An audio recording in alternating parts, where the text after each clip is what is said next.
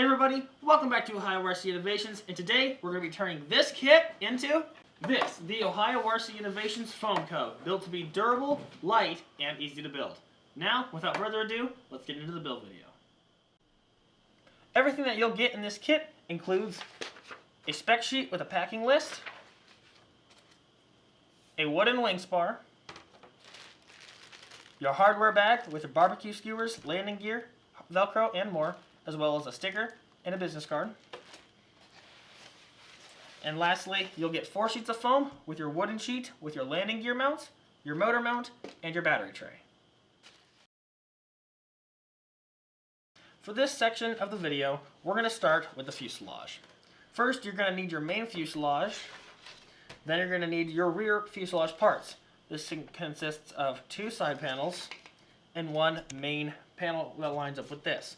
There are 2 other parts that look like this. It has a score cut in it, and this is the thinnest of the 3 parts.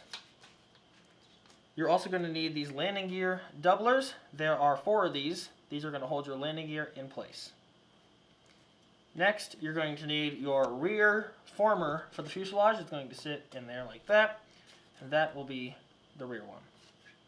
You're also going to need your front former / windscreen.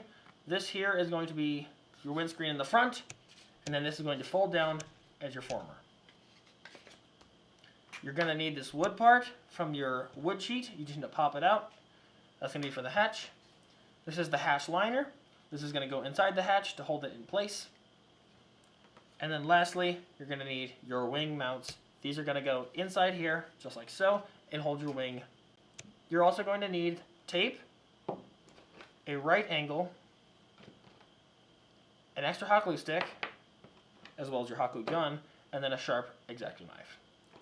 If you do not have these parts yet, please pause the video and get these parts, and then continue the video so you can go on with the build. For this portion of the fuselage, you're going to need your main fuse piece, and then your tail fuse pieces. To start this piece, we're going to set those aside, and we're going to rotate our fuselage. Down the center of your fuselage, there is a gap that you can crease open. We're going to take a light bead of glue, and we're going to stick it right here, avoiding the score cut, put it in the middle, avoiding this score cut, and then put it all the way down this other side.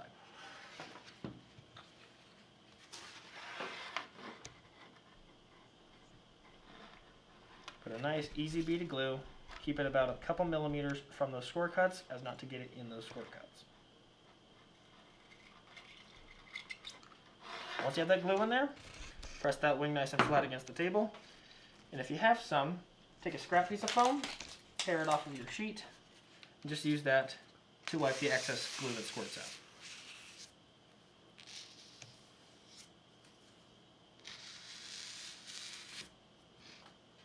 Making sure you wipe anything off of those score cuts so you don't get any in there.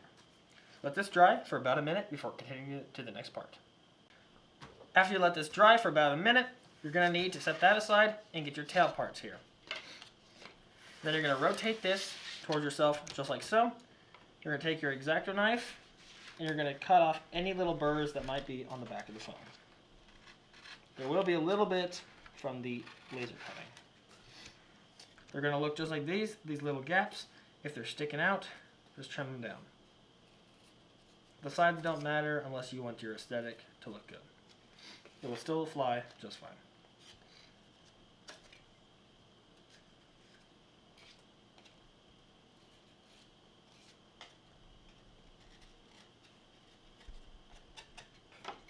Once that's done, you're going to take your parts and you're going to line them up. These tabs need to be facing the top outwards of the fuselage. You're then going to take it and you're going to kind of overlap the paper there and stick it down and just do a test fit. These lines should line up just about perfectly. If they don't, that's okay. It will still fly just fine. But just try and get it as close as you can. Once you're happy with your test fit, we're going to take the foam, we're going to turn it over to the side with less score cuts. When we do this, you're going to want to make sure these score cuts on this back piece are also turned face down. You're now going to take your outward pieces here, and you're going to turn them outwards, just like you did before, and you're going to overlap them. You're then going to take a piece of tape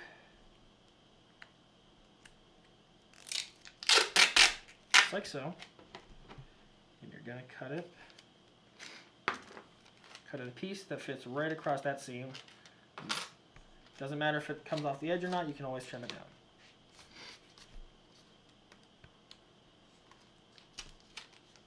Then you just want to make sure that piece is overlapping and then tape it down. Another reminder to make sure that this is the outside of the fuselage without all the score cuts.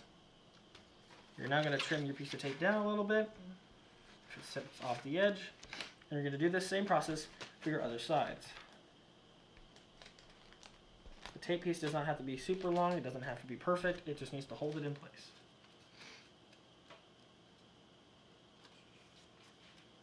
Same process for this side.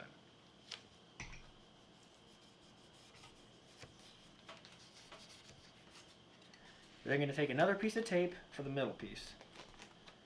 You're going to overlap it just like so, and then you're going to put a piece of tape down.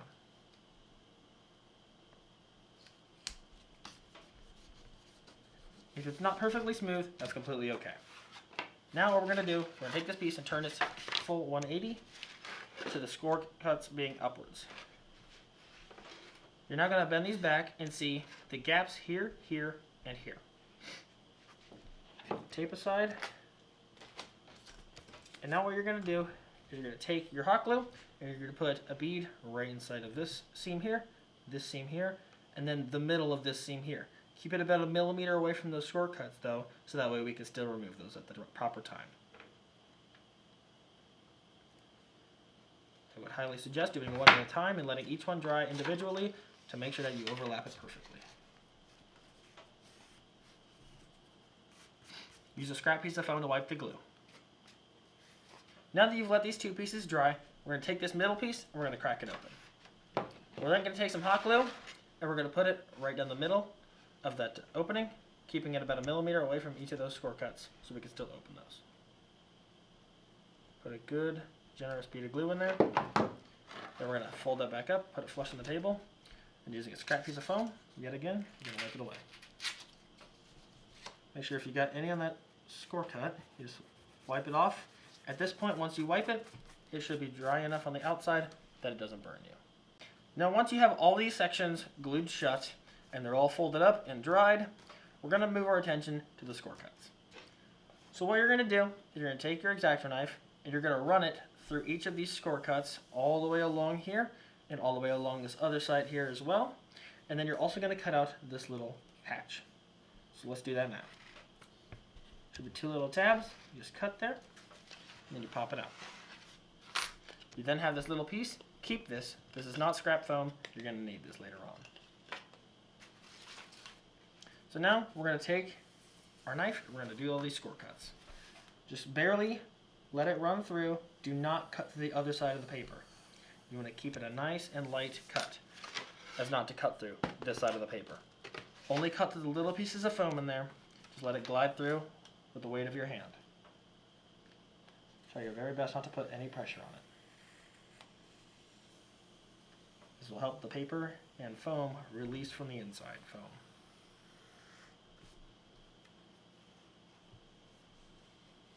Gets a little stiff, that's okay. Just be gentle and let it just glide through.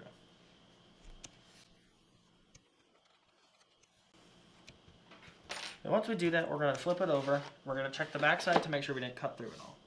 If you have a little spots you cut through, or just made a little spot you don't like, put a piece of tape over it, and then you can continue this part. We're now going to flip this back over, and we're going to take these pieces and fold them over, one at a time. So now we should be able to pop out this strip of foam in this cavity, and just have the under foam, or under paper still there. There might be some areas like this where the laser has serrated the paper underneath. Just be extremely gentle.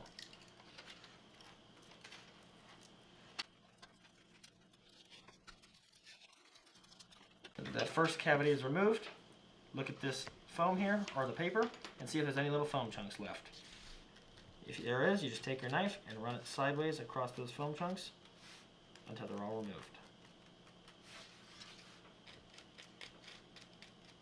Basically just deburring the paper underneath.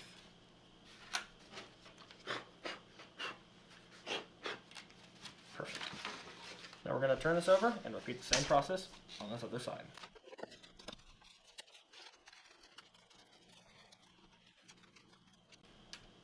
Just slowly work it out until it comes out. If you tear a little bit of the paper, that's completely okay. It will just hurt your aesthetic very slightly. Just be very gentle when you do this.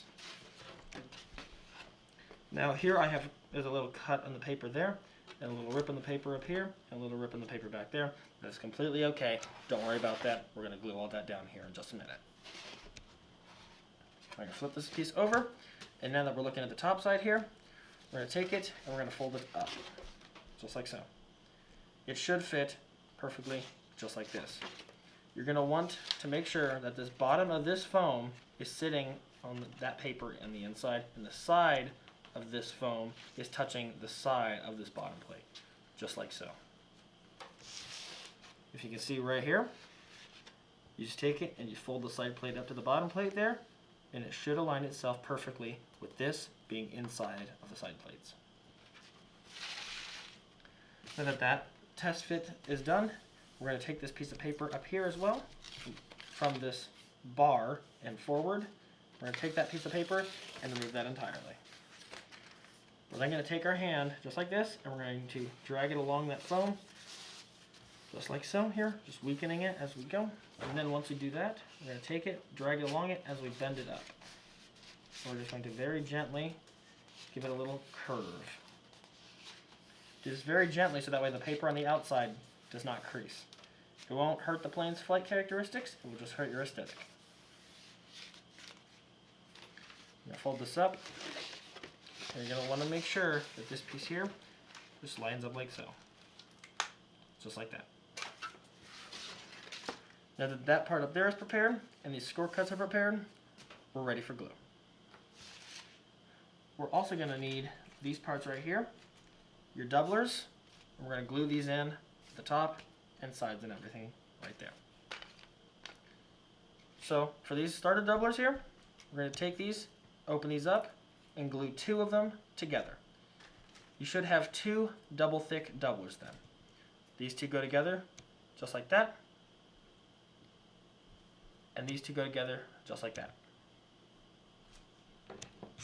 We're going to take our glue gun here, and we're going to put a little bit of glue just like this onto the doubler, lay that flat on the table, and then line these pieces up gently just to get them aligned.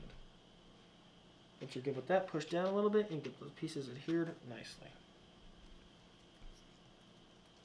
Once you have that glued, set it aside and do the same for the second pair.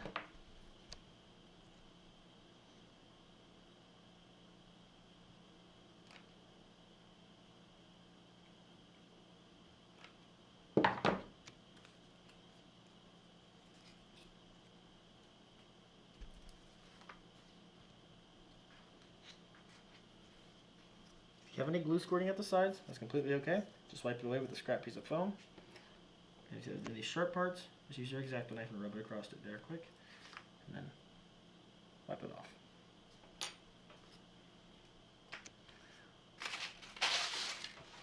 Once those 2 doublers are done, you should have these 2 wing doublers here.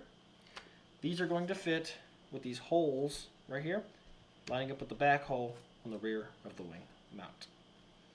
So that piece there should line right up over that hole, being flush with the edge. This piece here should be edge to edge flush on the top there, and those pieces should line up perfectly. With this hole aligned and that flush, you're now going to take this piece and glue it in just like that. Nice generous bead of glue right down there. And making sure to line up that hole and make sure it's flush. Get it there, and then glue it down.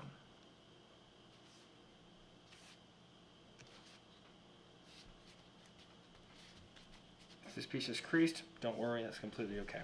Repeat that for the other side.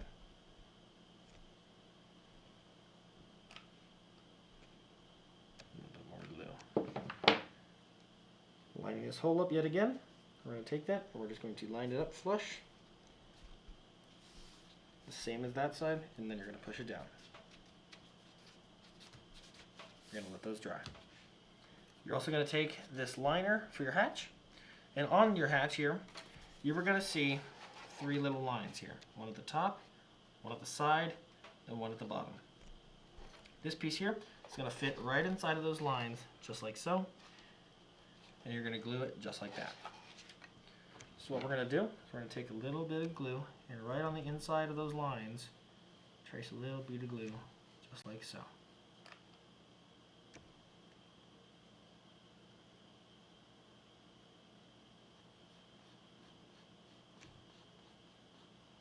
Just like that. Then you're going to take this liner and line it up perfectly, just like this. Right inside of those lines, make sure it's perfectly inside of those lines and lined up. Use a scrap piece of foam, wipe that glue away. Make sure you check on the outside here too, and use a scrap piece of foam to wipe all this interior glue away too. You don't want this to prevent your hatch from closing properly.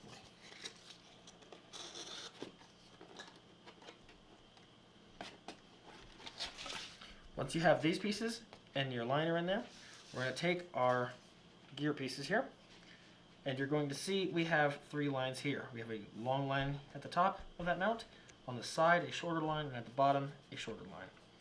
This bottom line here does not go to the very bottom, because when we fold this up, it's going to be the height of that bottom plate.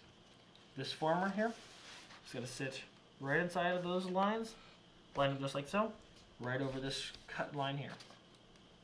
Just like that. And when you fold it up, it should line up this gap with this bar. Once you have that test fit, we're going to take our knife here and just on the edge of this bar, trace it out. We're going to cut it fully out here. Go trace it right around this bar, cutting all the paper underneath there. Make sure there's still edge paper and you don't cut the edge paper, but just cut out this little bar here. Your piece should look like this. Once that piece is cut out, we're going to take our doublers here. We're going to apply a little bit of glue on the back of it. We're going to lay it nice and flush onto this piece of foam here, making sure all your score cuts are lined up and your reference marks are there. Underneath, this piece should be touching that. On the side piece, it should be inside of that mark. And on the top piece, this whole piece should be lined up with that mark. When you fold it up here, you should also have it be lined up with that gap, making sure that it fits.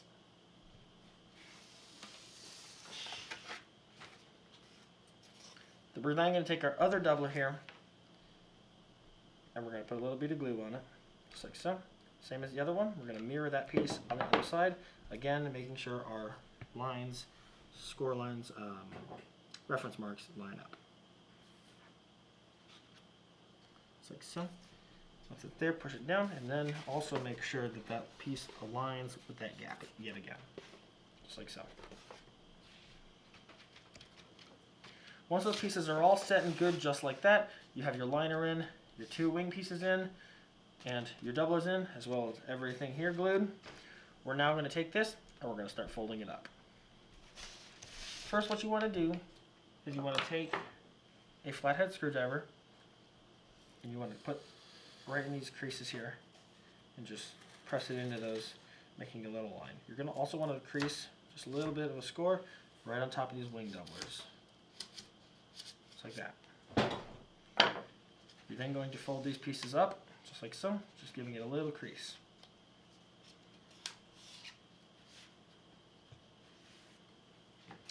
Now you're going to take a piece of scrap foam, make sure you have that, a bead of glue, and you're going to also need your right angle for this part.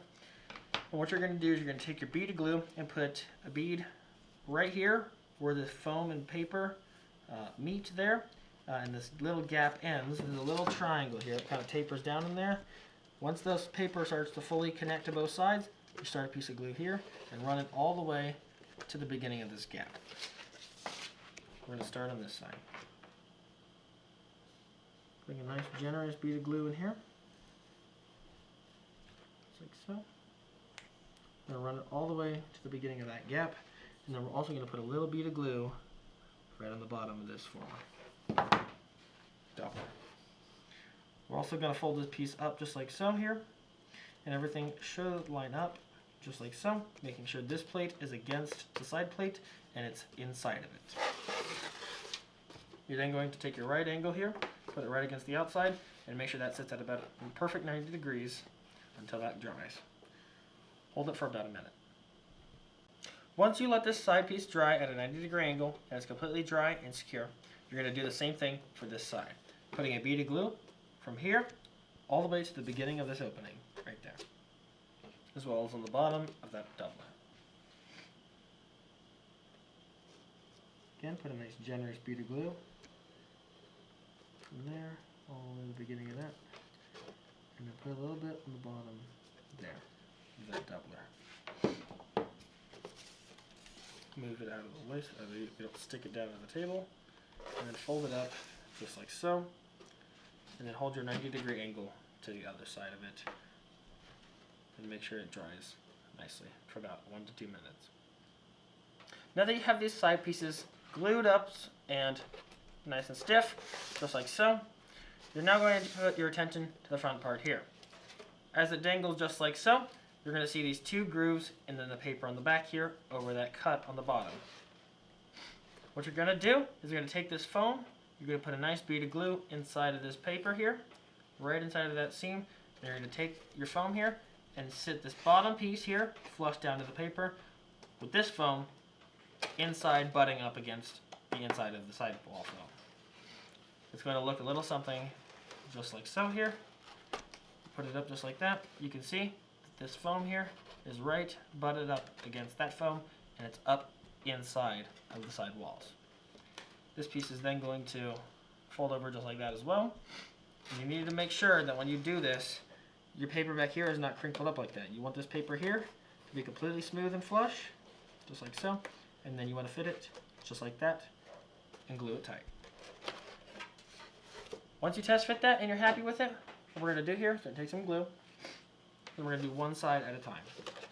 You're going to want to open this up here and see this piece of paper here. You're going to put a piece of glue on that dangling piece of paper, as well as right on the inside of this seam here. Just like so. Make sure to put a nice bead of glue there. Set your glue aside here, and you're going to take this piece here and lay it flush on the table and just rotate it forward so all the pieces line up. Being careful not to glue it to the table with any glue that squirts out the side.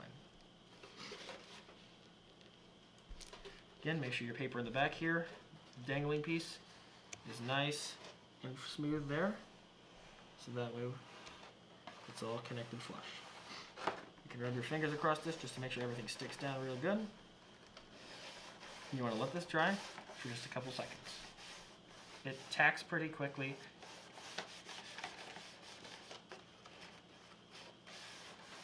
Just keep rubbing it to make sure that it stays stuck down. Wipe off any excess glue. This also helps with any glue that squirts out when you rub it.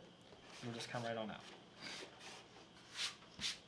See this little piece of glue on the table here? You want to just rub your fingers across it and get that off your build area so that way you don't have any dents in your foam.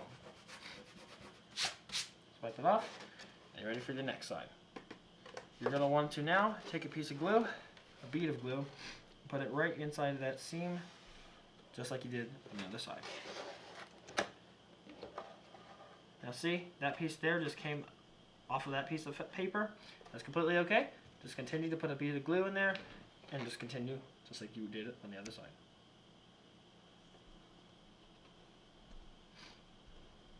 Put a nice bead of glue right inside of here. So making sure you get a good bit on the paper.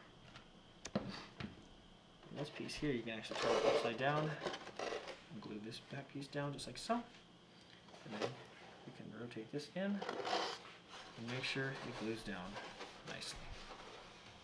You just run your finger quickly on the inside of there as not to burn yourself.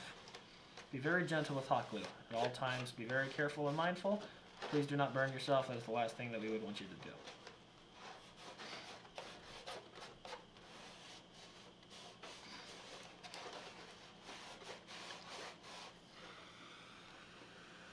can blow it on a little bit to cool it just a little bit faster if you prefer that.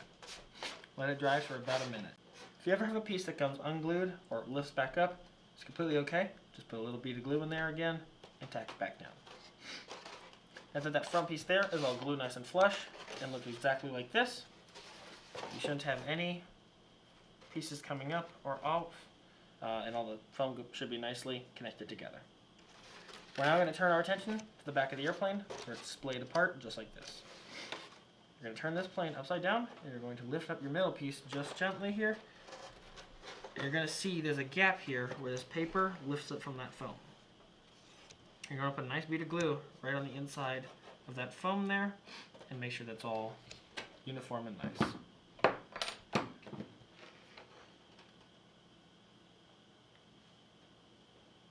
Nice little bead of glue right on the inside of that foam there. It's a nice cavity that the laser creates, so it makes it pretty easy to apply the glue. So, and then we're going to take this piece here and just line it up nicely, just like so. Okay, you can take your finger, just gently, being careful not to burn yourself, run it across there. Careful not to push too hard either. We just want it to look nice and flush here. You want it all to line up and tack with the glue. Now the paper is getting kind of hot, so I'm going to try and not to use my fingers as much as possible and let this dry now that it's all tacked down. So what I'm going to do is turn this over here and press it down against the table, holding the side in there, just making sure it all dries nice and uniform. Now once you have this sidewall glued in to this bottom plate, you're going to take this other sidewall here and you're going to turn it back upside down like we had it before.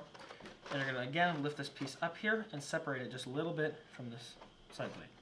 You're going to run a bead of glue, just like we did on the other side, through this little channel here. And then we're going to put it together and press it down so it's a nice fit. So now I'm going to take the middle piece here, I'm going to lift it out, put a nice bead of glue right on the inside.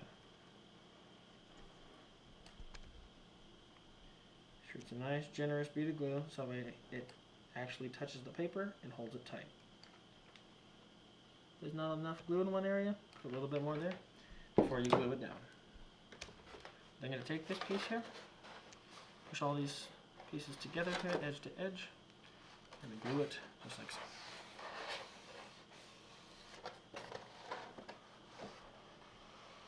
If there's a slight misalignment, don't fret about it, it's okay. Your plane will still fly just as good, it's just a slight issue with the look of it. Nothing that's going to affect your flight characteristics, it's just aesthetic. Also, pro tip, if you rub your fingers across dried hot glue, it will heat it up just enough to get it off the foam. So if you have any extra on the gaps, just rub your fingers across it just like so, and then you can wipe it off cleanly. And it will leave just a slight residue, but it will be much cleaner than it was with it on. Now that you have all your sidewalls glued and your formers and everything all glued up, you can set this piece aside and grab your wood piece here. You're going to need this rear former here and this front former here. This wood piece is going to be set right over here until later use. We're then going to take these little sections in the middle of these little squares. I highly suggest saving them for later. You can cut them, you can pop them, whatever one you like to do. Cutting is cleaner. You're going to remove those and set those aside to use as scrap foam.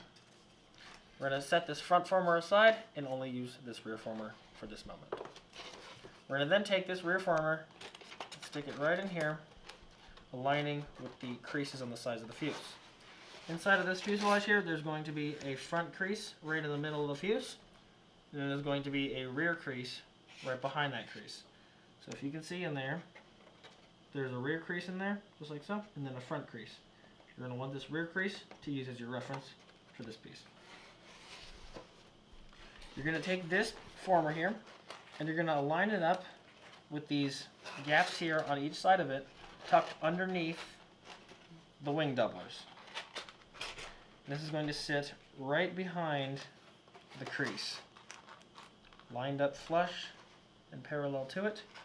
You're going to have that sit just like so here. Just make sure you get it aligned nicely and test fit. and then it should sit pretty straight on there. It's going to look a little something just like so.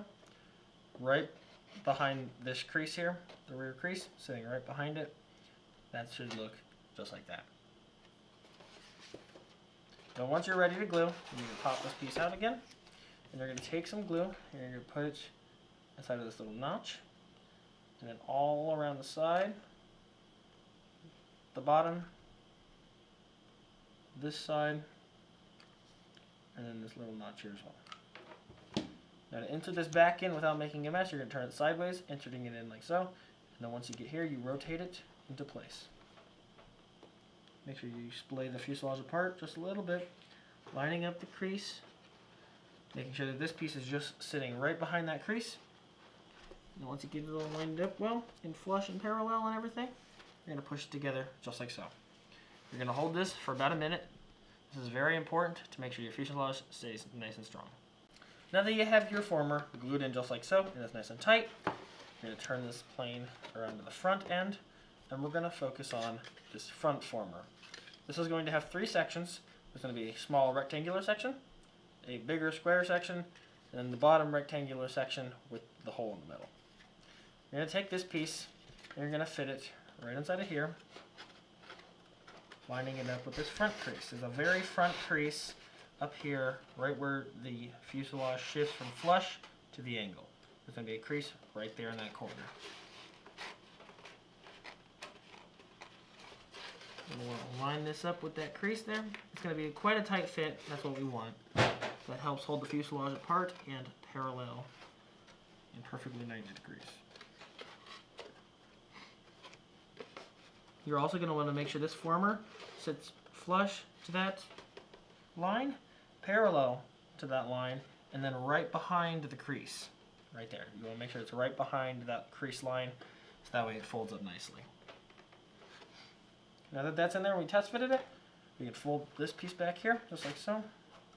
We're going to want to cut a bevel, just like this, into this piece. You can take this piece out, doesn't matter. You can leave it in, take it out, it's easier to take it out. We're going to want to cut a bevel at about a 45-degree angle here, into this piece, just like so, making sure not to cut through the paper on the middle there. Like so. You're going to flip it over to the side with the hole. You're also going to do a little bit of a shallower bevel. This does not have to be as accentuated, but it will help just to keep the shape. Then we're going to take this, and it should fold back on itself, just like that, with a nice, sharp angle. We're then going to take it here, line it back up inside of here with the main former piece right behind those creases, parallel and lined up. Like so. Once that's in there fit, we can fold this piece back here, and the edges of this piece, this top piece of paper here, is going to line up with flush with the front face of this side piece of foam, just like so. Once that lines up, you're going to press it together, and it should fit nice and flush, just like that on both sides, just like that. Now we're going to take this piece out. And there's a top rectangular piece here. We're going to crack that open as well. We are also going to do a double bevel, a little bit shallower on the bigger rectangular side, just like so. And then a 45-degree bevel on the shallower, shorter side.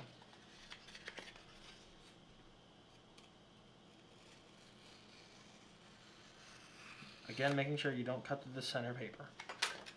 Now that you have this piece perfectly beveled here, with a 45 and then a shallower one on each one, so they fold over just like so. We're going to take this and we're going to fit it in here again, right in its place behind those crease lines, just like so. Line that base plate up, then we're going to fold it back here, just like so, lining these pieces here up flush with the edge. This main plate needs to be flush across. Push that together there, and we're going to fold this last piece here right on over, and it should be nice and tight inside of there. You should have that, and then this piece up top here, like this front plate, the top paper here is going to line up flush with the outside edges of the foam. So this is all flush right here, flush fitting. Shouldn't be any of this middle piece sticking up out except for the little lip of paper. Just adjust and fit it as you need. This piece here should also fit right back here, butting up against the inside formers of the wing. Once you have your piece that looks like that and you're happy with your fit, you're going to unfold this, and then pull this out. And you're going to take a piece of glue, a bead of glue, and we're just going to do this one section at a time. So first, we're going to take this, we're going to put it on the, starting at the biggest section, put a bead of glue on the sides and on the bottom. Just like so. And then we're going to do the same thing as we did for the rear former. Oh, don't let it drip off. There we go. I'm going to turn it sideways here, and then we're going to rotate it straight ahead on here. Yet again, making sure it's in there and right behind those crease lines on the sides of the fuselage.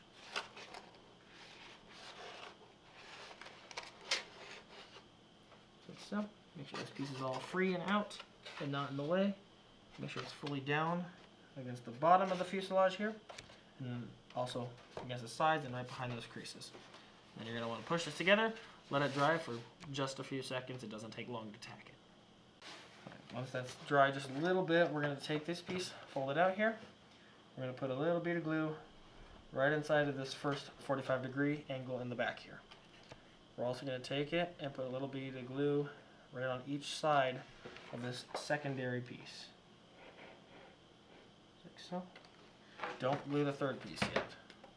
We're going to push apart the sides of the fuselage right here, right at the windscreen, and we're going to close them right back in onto the windscreen. And then wipe off the excess glue. Highly recommend using a piece of foam. I'm just going to make sure it sits nice and flush, moving it and adjusting it before it fully dries here. And then once it's nice and flush, we're going to rub off that extra glue, and we're going to hold it here again for about a minute. Now that we have the windscreen glued in and the main former glued in, we're going to take this little top flap here and fold it back. We're going to put a little bead of glue right on in the top of that there. And then again in the sides there, just like so. And then a little bit, about 2, maybe 4 millimeters in on each side there to stick to the wing formers. We're then going to spread the wing areas out and push this down in there. And then we're going to just make sure that's nice and flush with the top there. This should all fit pretty dang flawless. I'm going to stick these down in nice and flush and push the walls together here, making sure that this top piece of paper is lipped just over the edge of that foam, just barely. And that'll keep it nice and flush for us. Let this dry. Now that you have this whole front windscreen glued in, all 3 sections, you can take this fuselage and set it over here, set that aside, and you're going to grab your wood piece now. You're going to grab your hatch piece that we cut out earlier and set aside. There's going to be 3 little markings here on this foam piece, and those are going to be a reference for the wood. This wood piece can be set aside for just a second though, and we're going to seal the edges of this. So how we're going to do this, we're going to take a little bit of tape here, peel it off a little bit here, just like so. Peel off a decent amount. That there. We're set that down there and use this piece of tape. So what we're going to do is we're going to take this piece and put these score marks or reference points face down to the table. We're then going to take this piece of tape here and put most of it onto the foam here with a little bit of overlap going off of all the edges. Just like so. Make sure that's nice and flush down. And I'm going to cut off any excess, leaving about 10 millimeters or so of tape on each side. If you put your pinky there, it should be about a pinky's width of tape on each side. Let's get this piece of tape. Cool. There we go. So now that we have this, we're going to take another piece of tape off, and we're going to do the same thing on the other side of that hatch.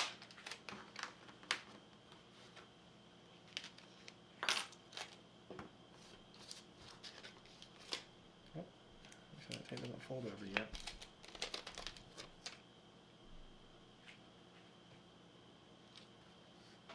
Make sure that tape overlaps the already existing tape, so it makes a nice clean look. And then cut off the excess, making sure there's about a pinky's width of tape left on each edge overlapping.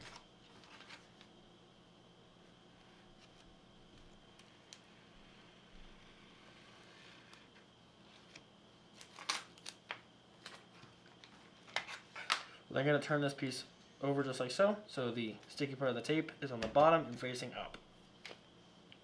I'm going to take this tape here and pull it over the edge just like so on one side here, making sure we stick it nicely down to the edge there. And as you see, there's going to be a little bit of tape stuck up past still. So what we're going to do is we're going to take that piece of tape and just cleanly fold it over there, and that will seal that edge. Because we use this hatch so much, we want to make sure that it's not getting worn down too far. We're then going to cut this little piece of tape here, and cut the little overlapped piece out, just like that, leaving the corner without a piece of tape. Now that we've cut that off, we have a little indent and then this next piece of side tape. We're going to take that side tape here, we're going to do the same thing, stick it to the sides, and then continue to fold the tape over to the back side here. Do that on both sides. So help seal it a little bit, just for wear and tear.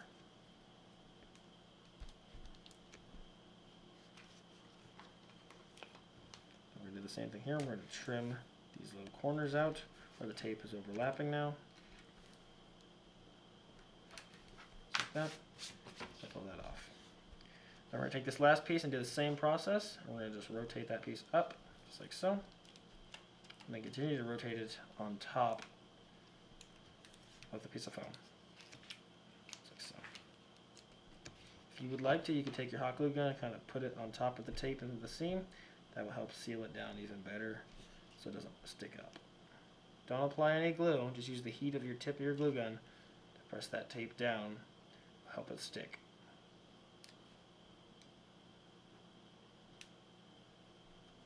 Be careful not to touch yourself with the hot glue tip, it's quite hot. Now we're going to flip it over with the marks facing upwards, and we're going to grab our wood piece. This wood piece is going to fit right inside of those marks with the circle half on, half off of that foam. So I'm going to take this glue, we're going to apply some nice thick blob of it right there. And we're going to take our wood piece and we're going to stick it right inside those indents, just like so. Wiping away any excess glue. Recommended again, you use a piece of foam. I just can't feel my fingers very well, so that is why I use my fingers, because I rub it off and it doesn't burn me, if you were wondering. So now that this piece is here and that wood piece is glued to the foam, one side should have complete covered in tape, the other side should have a little center that's foam. You're now going to take another little piece of tape and find the edge here, of course. And you're going to peel a little piece off here, just like so. And a little piece, just a little bone, about that wide, just like so. And you're going to have the wood plate and the bare foam without the tape covering sticking upwards, and we're just going to do the little lip here with the majority of it overhanging off the edge, just like so. Now what we're going to do, we're going to take this piece and we're going to fold it up, not all the way over, just onto the side here. Then we're going to set this piece with the wood piece in the markings facing down, with this side has fully coated in tape, and we're going to take this piece and fold it over on itself, just like so, and stick the little lip of this to the top side here. Just like that. And now that you have this little loop created with a piece of the tape stuck to the top and a piece stuck to the bottom and the side, you're just going to pull this like so, creasing it together, sticking that, and you now have your little hatch flap. And it's quite strong, and that'll hold you for quite a good bit of time. After that, you're going to grab your fuselage here, and this gap here is on the side. You're going to realize that one side has no liner for your hatch. That is where this little piece goes. This hatch is going to fit right inside of here with that wood piece going underneath that. That's going to sit right down in. And now you can make a latch for this hatch. I usually just take a piece of tape and coat it right here. And then I fold the flap over and then put a tinier piece of tape on top of that. So that way I can take the tape on and off of the bottom tape, and that won't damage my foam, and that'll hold the hatch down really well. It's a pretty strong hatch when it's down like that, and that will last you quite a long time. And that concludes our section of the fuselage. Now, for the next section of this build, we're going to do the wing. Now, for this wing in your kit, you should have 2 bottom wings and 2 upper wing skins. You should also have your wood spar, your skewers, 2 of them.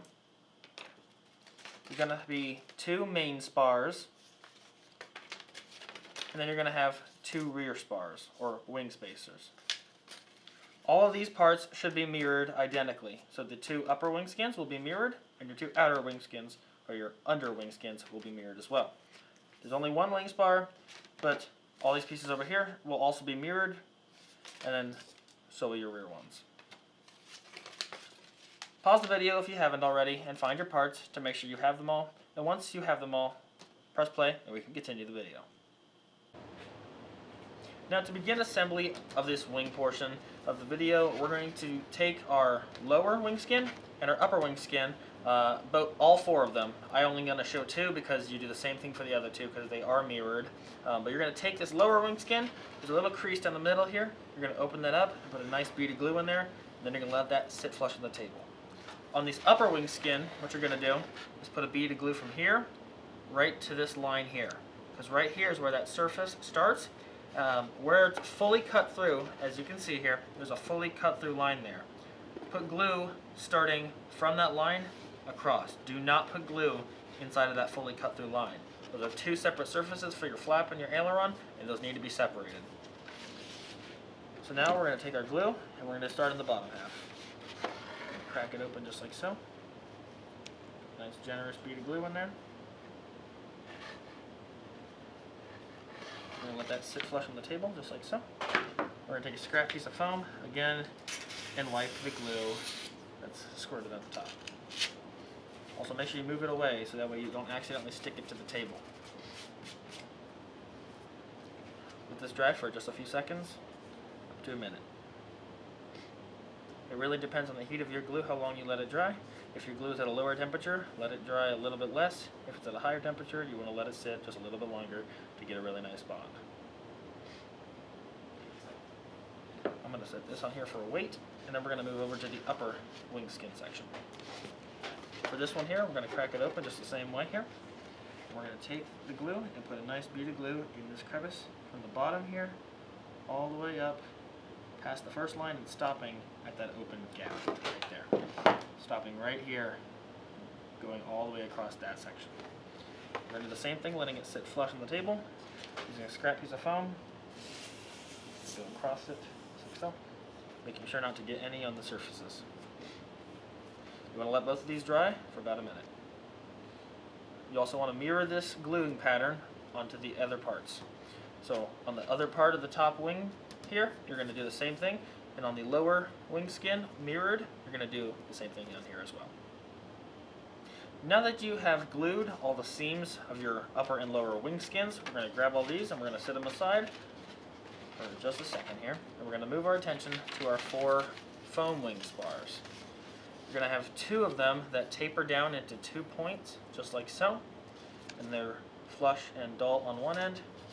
And you're going to have 1 set that is flat on both ends, that's a rectangle. These are mirrored and going to sit just like this. And then these ones here are the same both ways, mirrored or not, doesn't matter which way you put them, they will both be exactly the same. So as you can see on these spars, there's a crack open just like that. There's a seam on all of these. We're going to take a little bead of glue and we're going to apply it into that crack. Now, with the ones with the score in it, the score line should be facing up. For the pieces with the score cut in it, there's going to be 2 little rectangles on the inside with a gap in the middle. You want to put glue on this and inside there all the way across, but make sure you keep it away from this center crease, because we want that crease to be able to fold over and crack open, and if you put glue in there, it could potentially get it stuck. So we'll start with this, and we'll just put a little bead of glue like that there. Keep it about a millimeter away from the edge there. Little bead there, just like that. And then you're going to fold it shut and lay it flush on the table. Let it dry. You have something to hold it down, that works too. Doesn't take much weight. We're going to do the same thing for this part here. Little bead. Let it sit flush on the table, just like so. Cool. This needs to sit like this. There we go. Then on these big rectangular pieces, you're going to just crack it open, put a bead of glue down in the seam there, and then that's going to work perfectly. You just sit it down and let it dry. Just like that. All the way across. There's no seam, so no need to worry about keeping it away from any seams or score cuts. Repeat the same thing for the other one. You're going to want to let these dry for just a couple minutes. Now that you have these all glued together here, here, and here, all four of these, the two with the creases or the score cuts, and the two that don't have those, once they're all glued together, you're going to separate the two with the score cuts and set aside the ones without the score cuts. These ones should be the spars that have the points on them. Those are what you want to see. You're going to take your knife, and just like we did before in the fuselage, you're going to let it run freely down this score cut, and then we're going to crack it open, being sure not to cut to the paper on the back side. That paper is going to be a hinge for us to crack it open. So we're going to let our hand, the weight of our hand, just gently run through here just to free up any loose pieces of foam in there, so that way it can crack open cleanly. Just let it run down just like that. And you're going to crack it open, just gently as you go, just work it open. And once it cracks open, it should fold over on itself perfectly like that. And what we're going to do is, now that we have it cracked open, on the top side we're going to flip it over, and it's going to be a V channel now. You're going to put a piece of glue, or a bead of glue, right on one side of that channel, and then you're going to fold it over and hold it down and let that dry. So now I'm going to grab my glue here, and you might want to have an extra glue stick for these pieces as we go through the wing segment, because the wings do have a lot of glue that they require. If you run out, it's not going to be pretty. Alright, now we've got that glue. Just fold it over there, hold it down. I'm going to let this piece dry for just a few minutes. Now that you have both of these spars glued and folded over, you can take those and sit them with your other spars. We're now going to move on to our lower wing skins. There should be two of them perfectly mirrored. They should look just like this. To start with these, we're going to cut out these servo holders. Should be two little notches on each. You can just cut those right on out. Now what we're going to do is, we see there's some markings here and some markings back here on both of them for both spars. The rear one here, the wider one, is for this rectangular spar to fit, and then this smaller C-shaped one on each side is going to be for this big spar, just like so. These are not going to fit end to end to that spar. The spar will stick out some towards the wingtip. Set those spars aside here, and now what we're going to do is, on the face inward, with the score cuts and everything facing the inside, the reference marks, this line should be faced up, and these should be faced up. What we're going to do is we're going to peel the paper just like this on that side, being sure that we're on the right side. This is the bottom. This is what the top should look like. Should have that score. Make sure you're on that right side, and then peel the paper. Be gentle, because sometimes it does not like to come off if you're rough. Try and get it off as big of a piece as you can. If you don't get it all off, it's completely okay. Just make sure you get off as much as possible.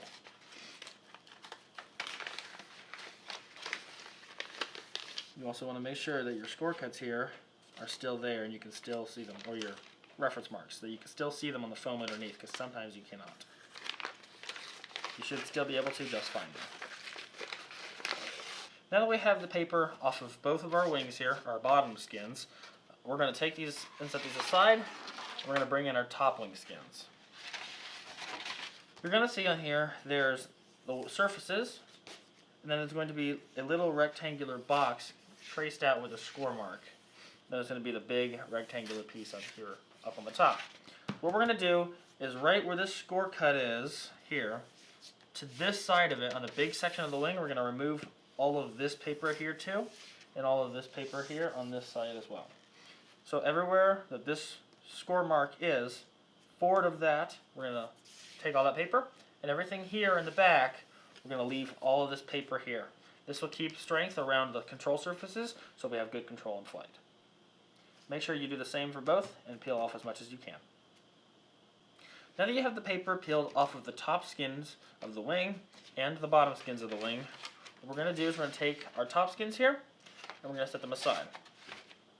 We're now going to take our bottom wing skins and bring those back in, and we're going to glue these edge to edge, just like so. So how we're going to do this is we're going to take them, we're going to flip them over 180 degrees, so the side with the paper on it is facing upwards, and there's no score marks facing up at all. We're going to be on the bottom of the wing, and what we're going to do is we're going to take a piece of tape here, and we're going to peel it off, just like so.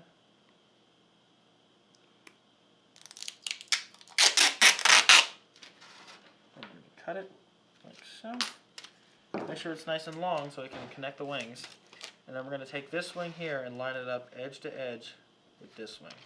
To make this a little easier on yourself, if you're alone doing this and you don't have somebody to hold the wings nice and down at the table for you, you can do half of the tape on one side of the wing like so. Make sure it's nice and smooth. It doesn't have to be, but if you're OCD or love aesthetic, you want that to be smooth. Then you can fold the other half of that tape back just like so here. Then you're going to lay them both flush on the table, and you're going to put that edge to edge and then stick the tape down. You're then going to cut off any excess tape on either side.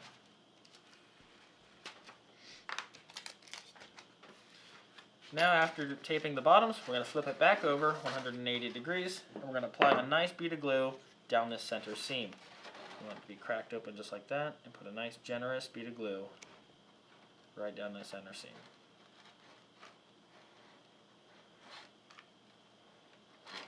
So, once you have that done, you're going to push this down to the table, and using a scrap piece of foam, yet again, we're going to wipe this off. Any excess glue that squirts out, we want to take that off, so we have the spars that are going to sit on here nice and flush. Let it dry for about a minute. Now that we have our two bottom wing skins glued together, we're going to take this here, and we're going to flip it over, just like so. We're going to sit nice and flush on the table. Then we're going to take in our upper wing skins, just like so. And what we're going to do, we're going to flip it over here, so that way the curvatures match the curvatures, and both of the sides of the paper are facing up. The unfinished sides that are just bare foam that we peeled off and the score cuts are all going to be on the insides. And this is going to be the outsides. We want the outsides to match up, just like so, and just like so. And we're going to do the same thing we did for the center section, but we're not going to glue this yet. We're just going to fit it edge to edge, just like so, and we're going to tape it all the way across. So what we're going to do here, we're going to take a piece of tape, make sure it's long enough, of course.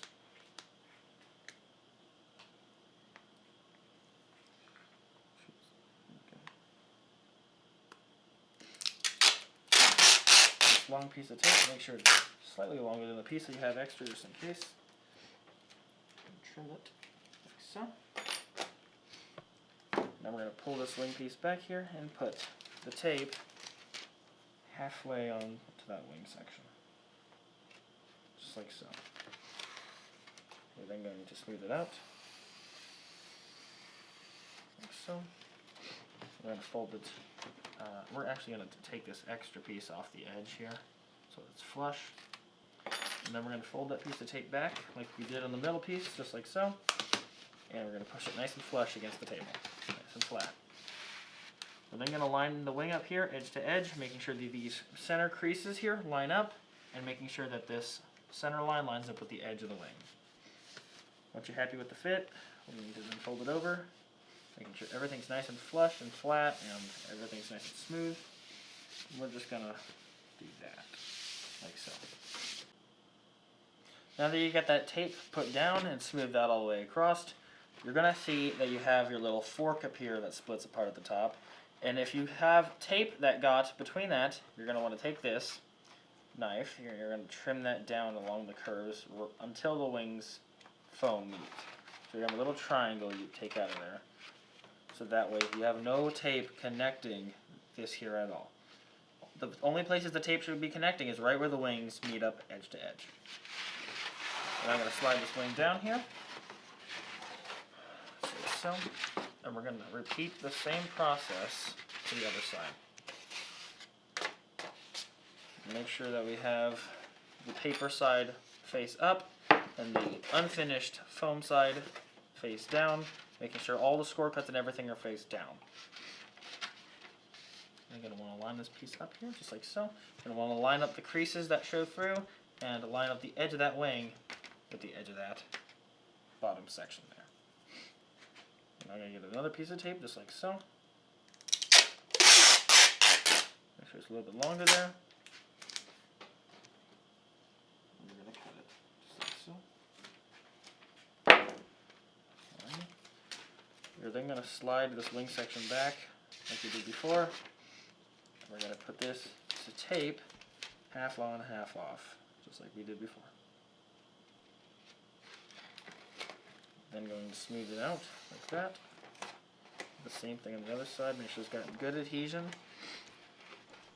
Trim any excess off of the edge, of course. Then going to fold it back, like we did. You're going to knit that up edge to edge, making sure everything aligns with the center and the score lines and everything. Make sure all that stuff lines up really good, edge to edge. This should line up here, edge to edge, and this should line up here, edge to edge as well. We're not going to tape this though. Once you're happy with that fit, let your tape go, smooth it out all the way across, slowly working your way up until it's all smoothly connected. Just like the other side, we're going to take this piece of tape here and we're going to trim it out of this curved section, just like so, so nothing's connecting except for where it meets edge to edge. Now what we're going to do is we're going to take our wing and we're going to flip the whole thing back over so the unfinished foam side is facing up. We're then going to take our wings and we're going to fold right down this crease here over on itself like that. And you're going to put a bevel on the top piece here all the way across, and then on the bottom section here all the way across. Be careful not to cut through that tape when we bevel it. If you like to, you can take it to the edge of the table, or you can just do this here. And you want to start your bevel right where those two pieces connect. Where that part splits apart, you want to have right at that corner. You want to do the bevel right there all the way across to the other side. Starting about here. Bevel it, being careful not to cut through the tape that we have as the hinge. Just give it a nice 45-degree bevel here all the way across. Take your time, make it nice and smooth. The better of a bevel you do, the better your wing will fit together.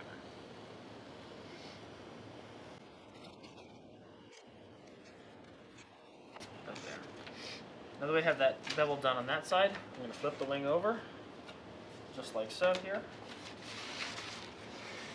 We're going to do the same thing, starting right where those pieces connect, just giving it a bevel all the way across to the other side.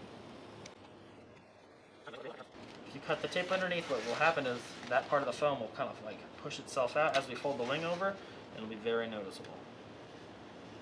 It also has a chance of ripping the rest of the tape all the way across and your wing coming apart. We're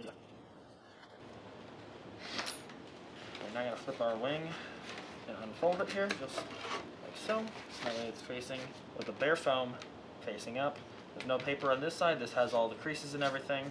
That's the side we want facing up right now. Now what we're going to do is we're going to flip this towards ourselves. The bottom wing skins need to be facing us so we can apply the spars. We're going to bring in our wing spars here and our wood one here.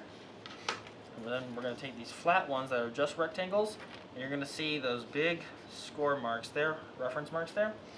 You're going to see the big reference mark over here, and then a nice big flat reference mark on this side as well. What we're going to do, we're going to take this flat thing here, flat spar, and we're going to line it up edge to edge with the reference marks. This side here needs to be flush with the reference mark, and then this side over here is going to be flush. It's going to go past the reference mark and be flush with the center crease, or be glued. take our glue here and stick that down. A nice bead of glue all the way across this whole thing here. A nice healthy bead of glue on there. You don't want this coming off. And then line it up with the center piece of this wing here and a reference mark on this side over here. And press down and just let that dry. We're then going to do the same thing on the other half of the wing with the other flat spar. Glue here. Put a nice healthy bead of glue on here just like so.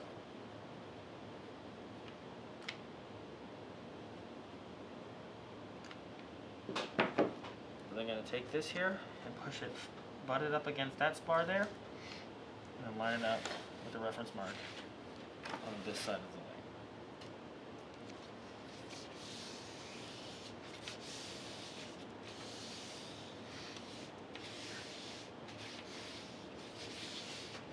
If you would like to, for extra strength, you can also put the tip of your glue down right here, and you're just going to push glue down inside that crease, right in the middle. And wipe off any extra.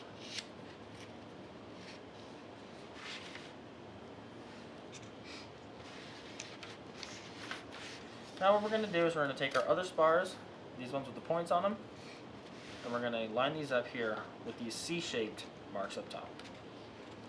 The inside here, the flush side is going to line up with this line in the middle, this crease in the middle that we glued, and the outside piece here is going to line up on this crease, or on this part here, and then go past it. The pointy end should be out towards the end of their wingtip. It will not sit flush perfectly. There is a bevel that kind of bevels itself up.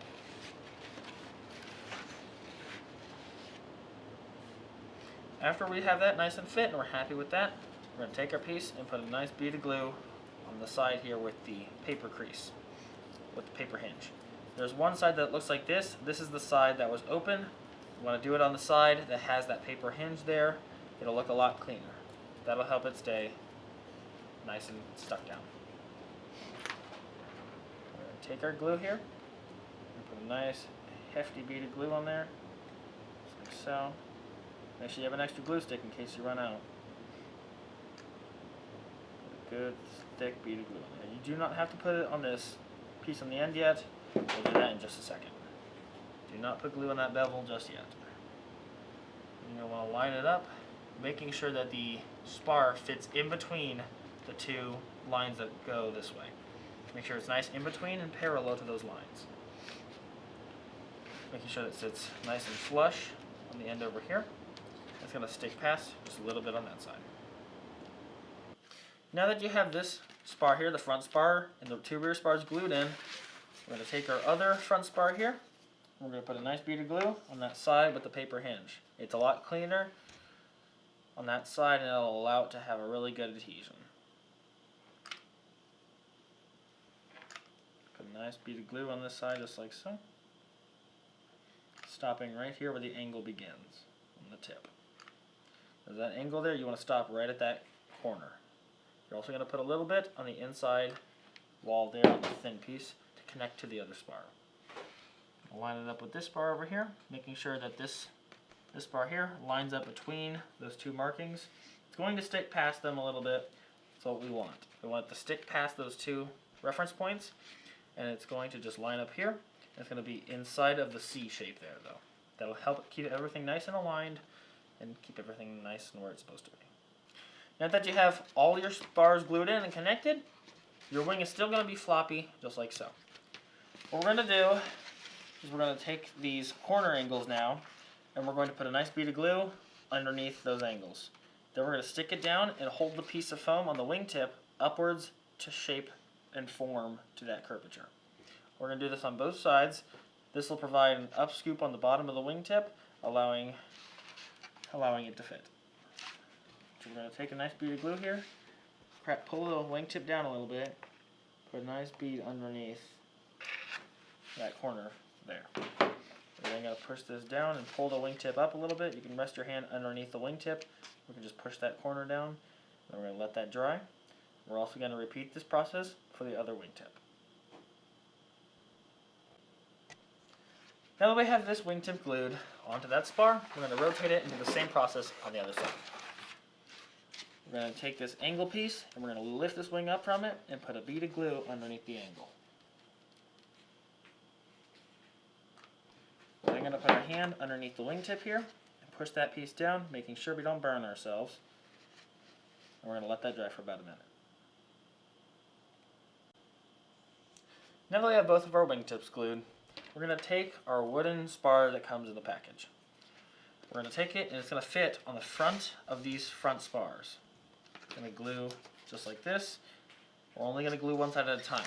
It is angled for dihedral, and there's going to be basically a center line here. If you'd like to mark that, you can. That'd be good. There's a little angle right in the middle. There you go. Now you can visualize that. So this center line mark is going to fit right on this center line crease that we glued. It's going to fit right there. And as you can see, if I hold one side down, this other side sticks up above the spar. That will be our dihedral angle. It's perfectly made to give us perfect dihedral for doing maneuvers and all this different types of stuff. We're only going to take and glue one half of the spar at a time. We're then going to glue that down, let it dry, and then we're going to do the other half of our spar. That will give us optimum strength as well as good dihedral. So now we're going to take our glue here and put it to the one side of this mark and only do that side. Put a lot of glue on this piece. I mean a good bit. We're going to need to coat this one. We do not want this coming up. We're then going to line that center mark up with this line here, and we're going to push this into the spar nice and tight, making sure that we get that nice and flush against it. Take a scrap piece of foam here, wipe off any excess glue. It might not fit perfectly flush with the top of the spar. It will come pretty close though, and that's okay. Won't affect anything.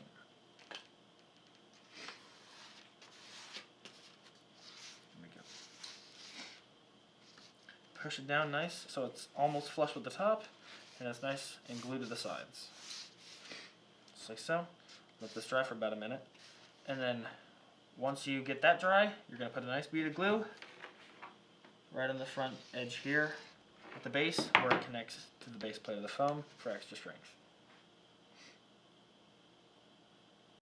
Now that we have our wood spar nice and adhered to our foam spar, and we have the wood spar here also glued to this base plate with a nice bead of glue there, we're going to focus on this side of the spar that's unglued still. What we're going to do is we're going to take our spar here and we're going to peel this back just like so.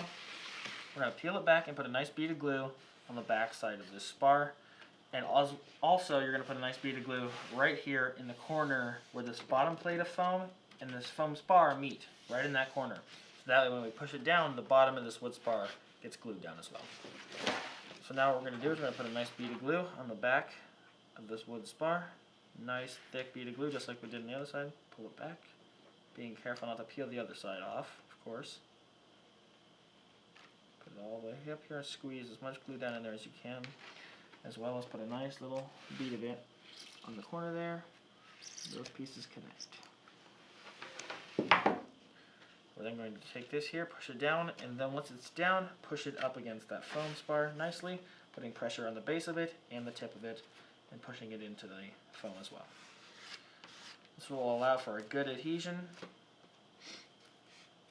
Keep everything nice and secured. Just like so. We're also going to take another bead of glue and stick it on the outside here for extra strength.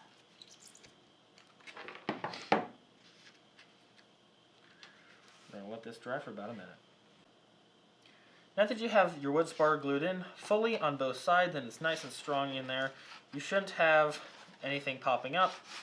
Now that you have that, what we're going to do is we're going to grab our skewers here, just like so, and we're going to take these and we're going to put them on the back side of this foam spar on each of these creases. I'm going to swing around for you. These are going to glue in right here along these creases on the outer areas of the wing. Because these here will be a wake point when you're doing higher G stuff, as this wood spar stops pretty short from that. These things will help keep it a little bit stronger, a little bit tighter throughout its lifetime. So now that we've test fit that, I'm going to take a nice bead of glue and stick it right along that corner where those two pieces of foam meet. The spar and the base plate of foam meet. And we're just going to take this here and stick that down nice and stiff into that corner. Just like so. Make sure it's not covering this servo hole. That way the servo can still fit and everything beautifully. These will help with a lot of strength, and make sure you don't have too many creases as you fly. Once that one's glued, we're going to move our attention over here to this side and do the same process right over top of that crease.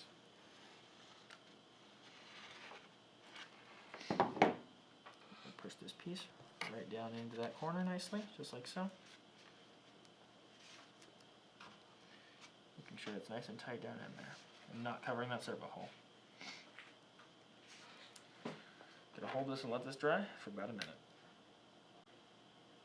Now that we have these two wood skewers glued in over those creases and not in the way of our servo holes, what we're going to do is we're going to get some servos and start installing.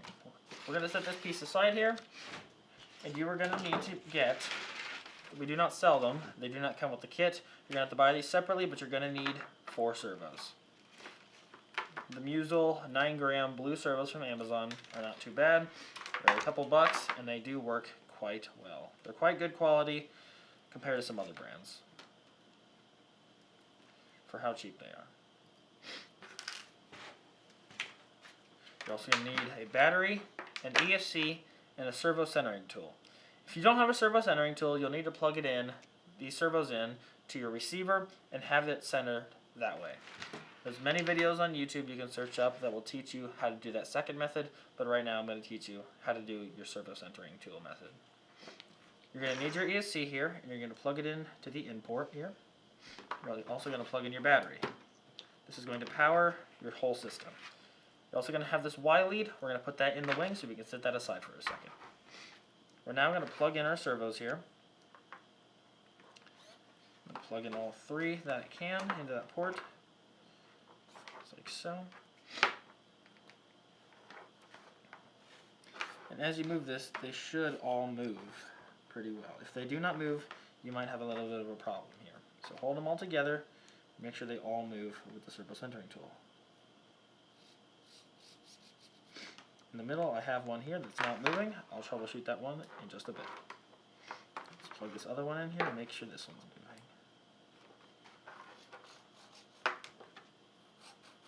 I think that port on my servo tester might just be dead. Alright, let's just work with these 2 servos and I'll troubleshoot those later. These 2 are working perfectly. If we click our button once, it'll move it to the center position. If we move it to the other side, it'll transfer the motion back and forth for our servos. For this 3rd one, I always put it on there and I always pull the wires and move them around a little bit, make sure there's no glitching in the servos and everything is a nice secure connection and nothing is freezing or stopping to move. It's all nice and smooth. And then we're going to put it to center here, and this will be center for our servos. This is very important to do if you want your throws to have maximum throw, as well as have it look clean and have even arm spacing for your control linkages. It'll help all your controls be way more precise and better. Now, once your servo is centered, you're going to take your servo arm and put it on 90 degrees one way, and then you're going to have it same thing on the other arm here, except for that servo arm's going to go 90 degrees from the servo the other way, just like so. So when you move these, they should move opposite of each other, just like that. We're then going to take our little servo screws here. We're going to screw them right into the top there here.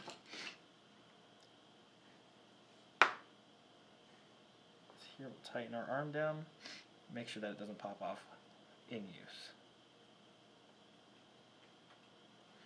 One.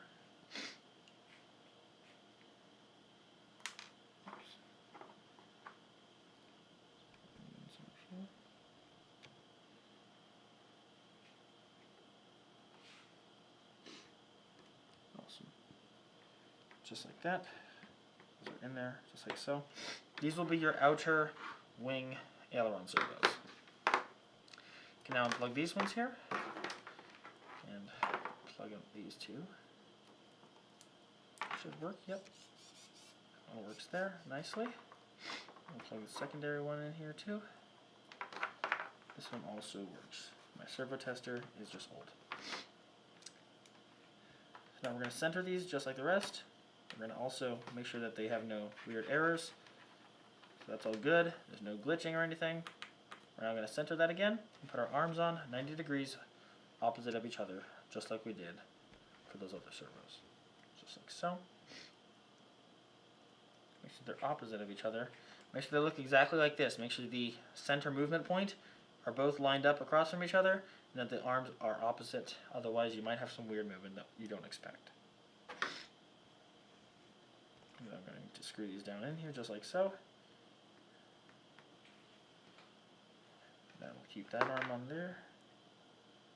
Screw this one in as well.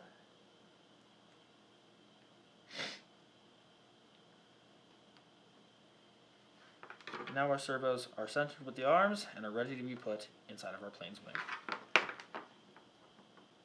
Now that we have all of our servos ready, centered and the arms on 90 degrees perfect, we're going to need those 4 servos, our Y lead here with 2 connectors for the servos to plug into, and 1 for our receiver here. Then we're going to also need our wing. So we're going to take our wing and we're going to move those servo holes towards us so we can install the servos. There's going to be the arm like so here. If you look, this doesn't fit quite in that hole very well.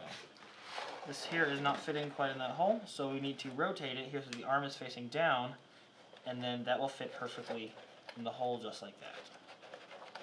If it doesn't fit, it might be because that is a mirrored servo, and you can just fit it into either one of the holes. They're all the same, don't worry. So yep, you want that to be in there, nice and flush with the bottom here. You don't want it to stick out past this paper down here. You want it to be nice and flush, and that arm sticking out just like that. So in order to install this, because you have to have it down on the table, I'm going to take the servo here, I'm going to move the arm inwards so it's nice and flush just like that, and that will allow us to install the servo smoothly. So in order to install this servo, what we're going to do here is we're going to stick it down in here, just like so. We're going to hold everything nice and flush against the table so it's all flush. And then we're going to take our glue, put a nice little dab there, a little bead on the inside there, and we're going to glue it all the way around so it doesn't come out. Like so. We're going to let this dry for a couple minutes, and then we're going to do the same for each and every one of our servos. Make sure that this dries securely so that way you have no issues with it coming out or coming loose. Now that we have our flap servo glued in there, we're going to take another servo and do the exact same process on this aileron. Have this faced in here just like so. Stick it in here, make sure that everything's nice and flush against the table. Stick it in there. It should fit perfectly right inside of this skewer here. Make sure your arm's faced up in so it all sits flush. Then I'm going to put glue around this one just like we did on the other one. Just like so.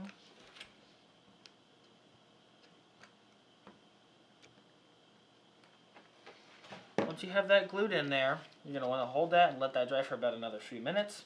You're going to do the same processes on these other 2 servo holes, but you're going to have the servos mirrored and flipped over. So rather than the servo being this way, like so, you're going to have it flipped over like this, and then it's going to fit inside the hole.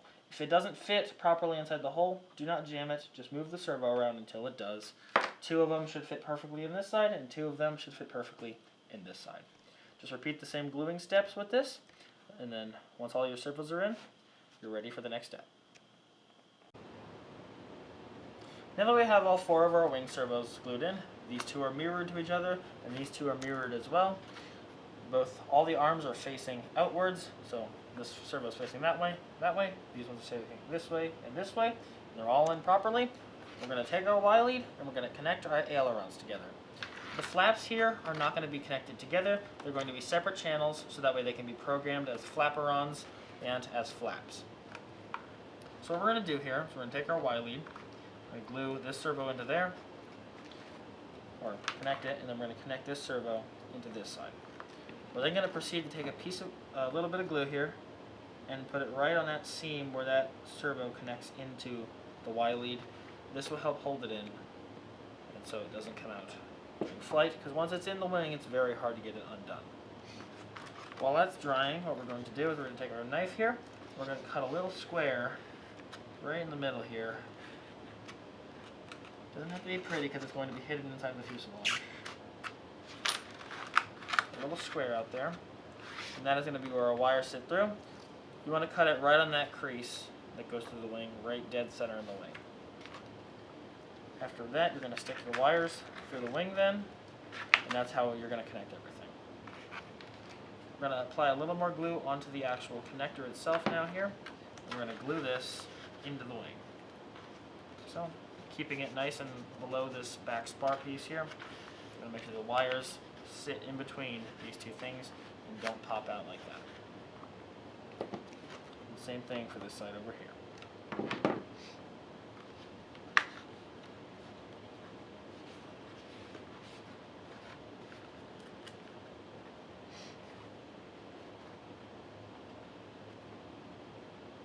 All that dry, and then this all is going to be shoved down in there when we're ready to fold everything up. And then we've got your Y lead and everything here, and we've got all the servos in and everything's glued down. We're ready to begin the wing folding over. So what we're going to do here, we're going to take our wires here and we're going to stick them through and aim them towards the back here, like so. You're going to pull them and then you're going to drag them back out this way. Those ones are in, these ones are going through, just like so. Just like that. And once they're in, make sure that these wires here all sit between those and they're not popping out like this one over here. I'm going to have this go back down in, just like so. You want it to sit all inside of that area. Make sure everything's nice and pulled through, organized. Once you have that, we're ready for our next step. The next step here is we're going to fold the wing over just like so, and it's going to be folded over like that, and so is this side. So we're going to do one side at a time, and we're going to start with this side. Make sure you have enough glue in your glue gun for this step because we are going to use a ton of glue. When we fold this piece over here, we're going to first test fit. Once we're happy with the fit, we're going to put glue into this crevice here all the way across. We're going to put it on top of this wood spar, on top of this foam spar all the way across, and yes, on that angle piece because we only have one shot at this. And then right here along this big back flat spar.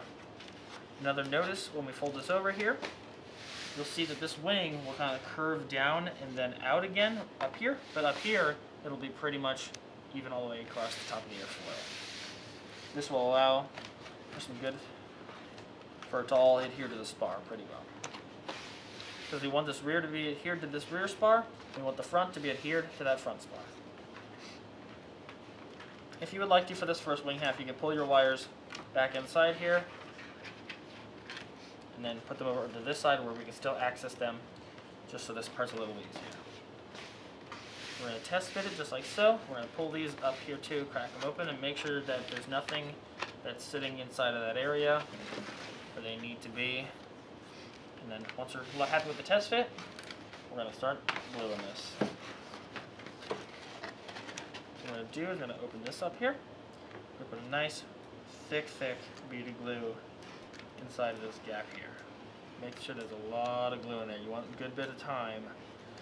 We're going to put a lot of glue right on top of this wood spar here, right on top of this foam spar. Make sure you get it across both spars there. All the way down there, all the way across every spar, and then on this big flat spar in the back here. You gotta go kind of quick because your glue will dry quite fast. Alright, now that that's glued, make sure your wires are inside, and then we fold this piece over and hold it down nice and flush, making sure every part of that foam is touching every one of those spars. Make sure the back here is pushed down against that spar, and make sure the front here is also against that spar. Put your arm like this on it, making sure everything's nice and held down, and then you're going to want to push your wingtip down as well, just like so. If it creases a little bit, that's okay, but you want that down on your spar so that way it holds to it nicely. If that tip does not hold down super well at the end, it's going to be okay because we're going to glue around the outside edges too. We're going to let this dry for about a minute. Now that we have this side all dried and everything's adhered down nicely along that spar and that rear spar, we're going to move over to this side. We're going to take our wires and shove them back down through, but since we have dihedral and we're going to be putting pressure on this side, we want to push them underneath towards that way. So we're going to take these all wires here and we're going to shove them through the wing again. Roll down through again, through that hole we created.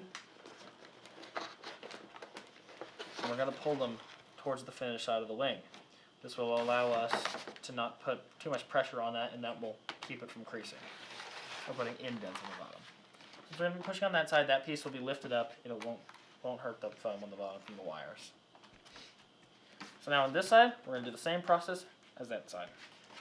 We're going to test fit it first, like so, making sure everything lines up nicely. Might fit like that, and then do this.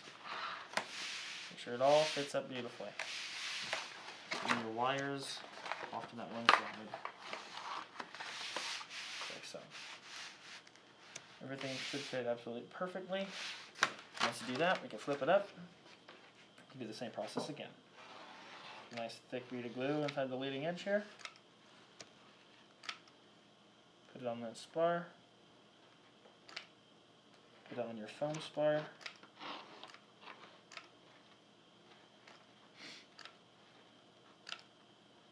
And on this rear foam spar.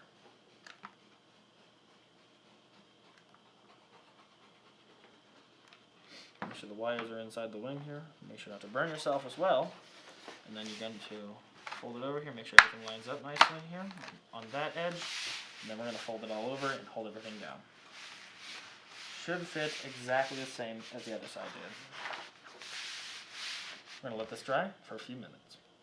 Now that you have both of your wing halves glued down and folded over, your wing should be pretty strong now. So what we're going to do here is we're going to take our glue and we're going to put a nice bead of glue right on the top of this center seam here. And then we're going to wipe it off with a piece of scrap foam. Don't worry, this will look pretty because we are going to put a piece of tape over top of this. So wipe this down just like so. Now we're going to get a piece of tape, and we're going to put a nice piece of tape right across the top of that.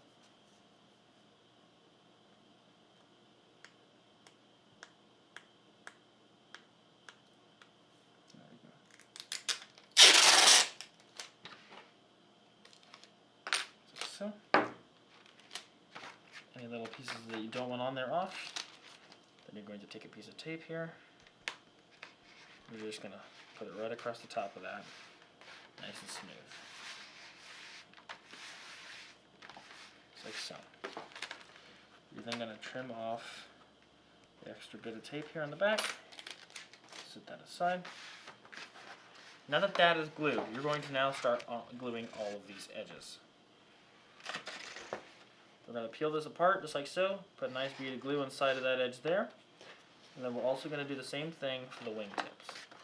We're going to peel this apart here, all the way across, and put a bead of glue all inside of that here and on the other wingtip. So to start, we're going to put the wire, make sure the wires are out of the way, open this up here, just put the nozzle of our glue gun inside there, and put a nice bead of glue right inside of there. Push that flush against the table. If there's any foam underlapping or overlapping, that's completely okay. We're going to want to just trim that off with a knife, nice and flush, and it'll look really clean. This piece here is holding itself together pretty well, so I'm just going to let that dry as I do the next part. Now we need to peel this up here a little bit, just like so. A nice bead of glue inside of there. All the way across, and then you're going to want to do this side too. I did miss this side just a little bit there. Just like so. We're then going to wipe off any excess piece of scrap foam. Make sure that's all stuck down nicely. It should hold itself down pretty well. But we're going to just put our fingers on the edges there and hold that down until it dries. Just hold it together and that'll work perfectly. We're going to want to repeat this process for the other side wingtip to glue it together. Give us about a minute to dry. Now that we have everything glued down and all the edges are glued, we're going to take our knife and trim all the edges flush. Just make sure they all line up nicely, and trim off any excess that's sticking out too far on one side or the other. Just like that. So we're going to do the same thing on our wingtip here. Cut off any excess that's just sticking out.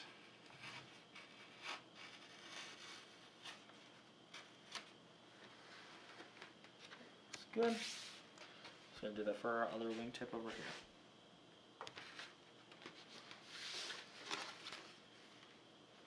This one here is already lined up ready to go. That's okay. Once we have all those pieces all trimmed, we're going to flip our wing over so the servos are facing upwards. We're now going to get a piece of glue here, or a bit of glue, and we're going to put it right around the edge gaps of that servo. On all of these servos, we're going to do the same thing. Just like so. Then we're going to take our scrap piece of foam and just wipe that down into the cracks. That'll help it be even better sealed in there.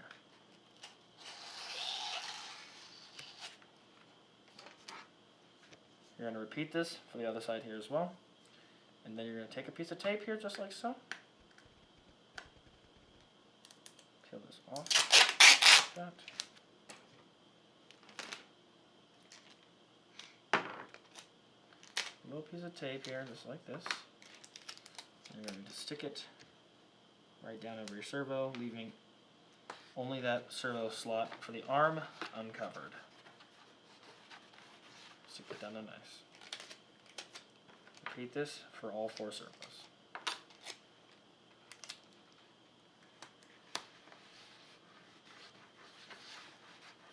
Right. Glue these ones in here too.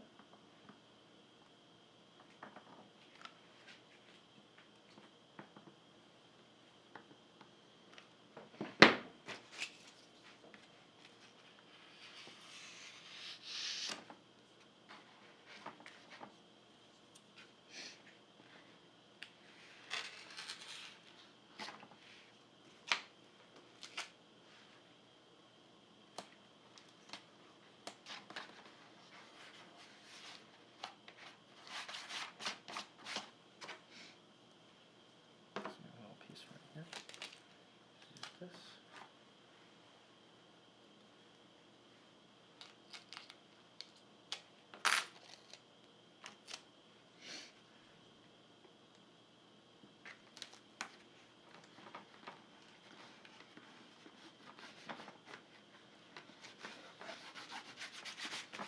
Just put over all that stuff nice and clean, and it should look just like that.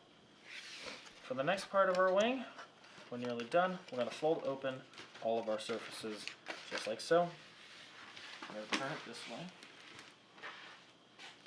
We're going to hold them back, and we're going to put a bevel right on this edge of the surface all the way along both of them.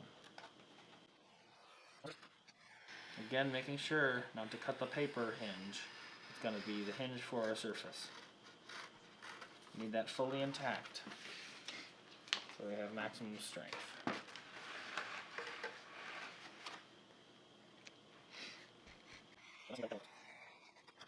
Once you have all those cut, we're now going to do something called a glue hinge.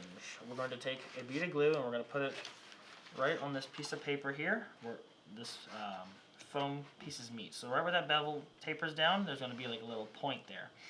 It's right between those 2 pieces of foam right there, that little lip. You're going to put a piece of glue or a bead of glue right across that, and then you're going to take a scrap piece of foam and scrape off as much as you possibly can. This is just to stick the paper to the foam. Just scratch this foam here. Just tear a piece of scrap off of your kit. We're going to do this. Kind of set it up at an angle here so you have a comfortable grip on it.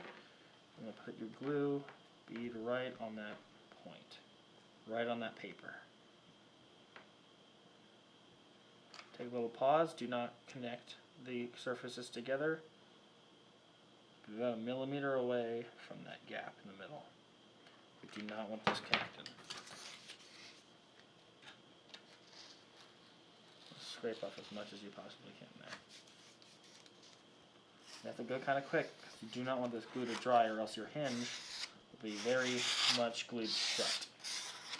And I always like to take my hand and just scrape it across that a little bit there to get any excess off because your hand is rough enough that it will get off any excess pretty well. Now that this glue hinge is done, it's very strong, and these surfaces are done, and you're going to want to repeat that on your other surfaces as well. Then, after that's done, we'll be ready for the next step. Now that we have all of our surfaces glue hinges done, we're going to work on our skewer mounts that go here. This will keep the rubber bands that we put across the wing from digging into the foam. So in order to do this, you're going to want to measure here from this point to this point, just like that. And we're going to want to mark it or hold it like so, and then clip that off. Or cut it with a knife or whatever you have. Then you're going to fit that on there just like that, and you're going to glue that. So we're going to put a nice bead of glue down here. Don't worry if it's not too big of a bead, because we are also going to tape this on there as an extra precaution. This is very important, so that way when you do any maneuvers that require any G's or any flips or anything like that, or even in a crash, the rubber bands will not pull through the wing. This will help keep them nice and sturdy and keep your foam safe on your wing.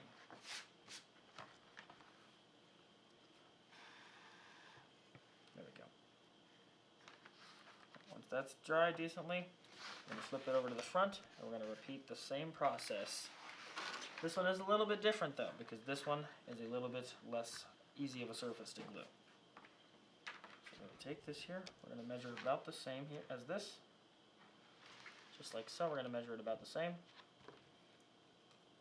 And we're going to snip it. And we're going to put this one on the leading edge. Doesn't have to be perfectly centered, just get it, eyeball it as close as you can, edge to edge like that, and you'll be pretty good. We're going to take our glue gun here, and we're going to put a nice bead of glue right on the tip of that wing, like so. And we're going to glue this guy right on there, just like so.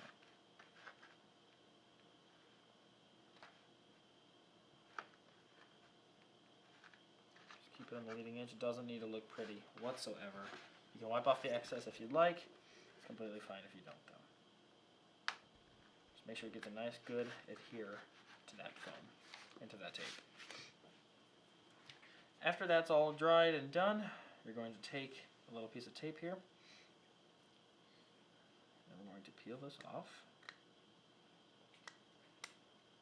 like so. Let's take our knife and cut that. And it's going to be a little bit bigger, or about the same size as this piece here. Stick half of it down here just like so.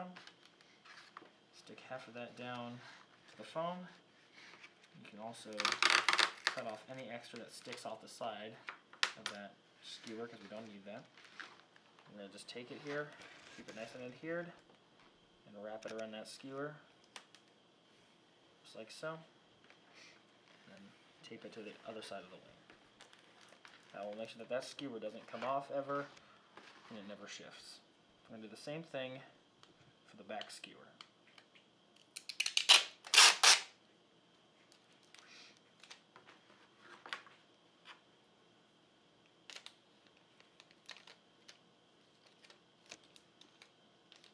There we go.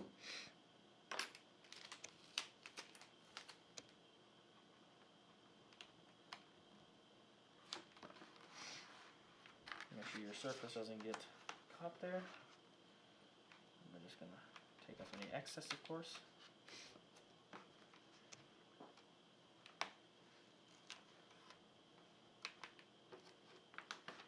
We're going to wrap it around the wing just like so, making sure we stick it all the way around. Then we're going to wrap it fully around and stick it to the bottom. Make sure that all this tape stays out of the way of that surface.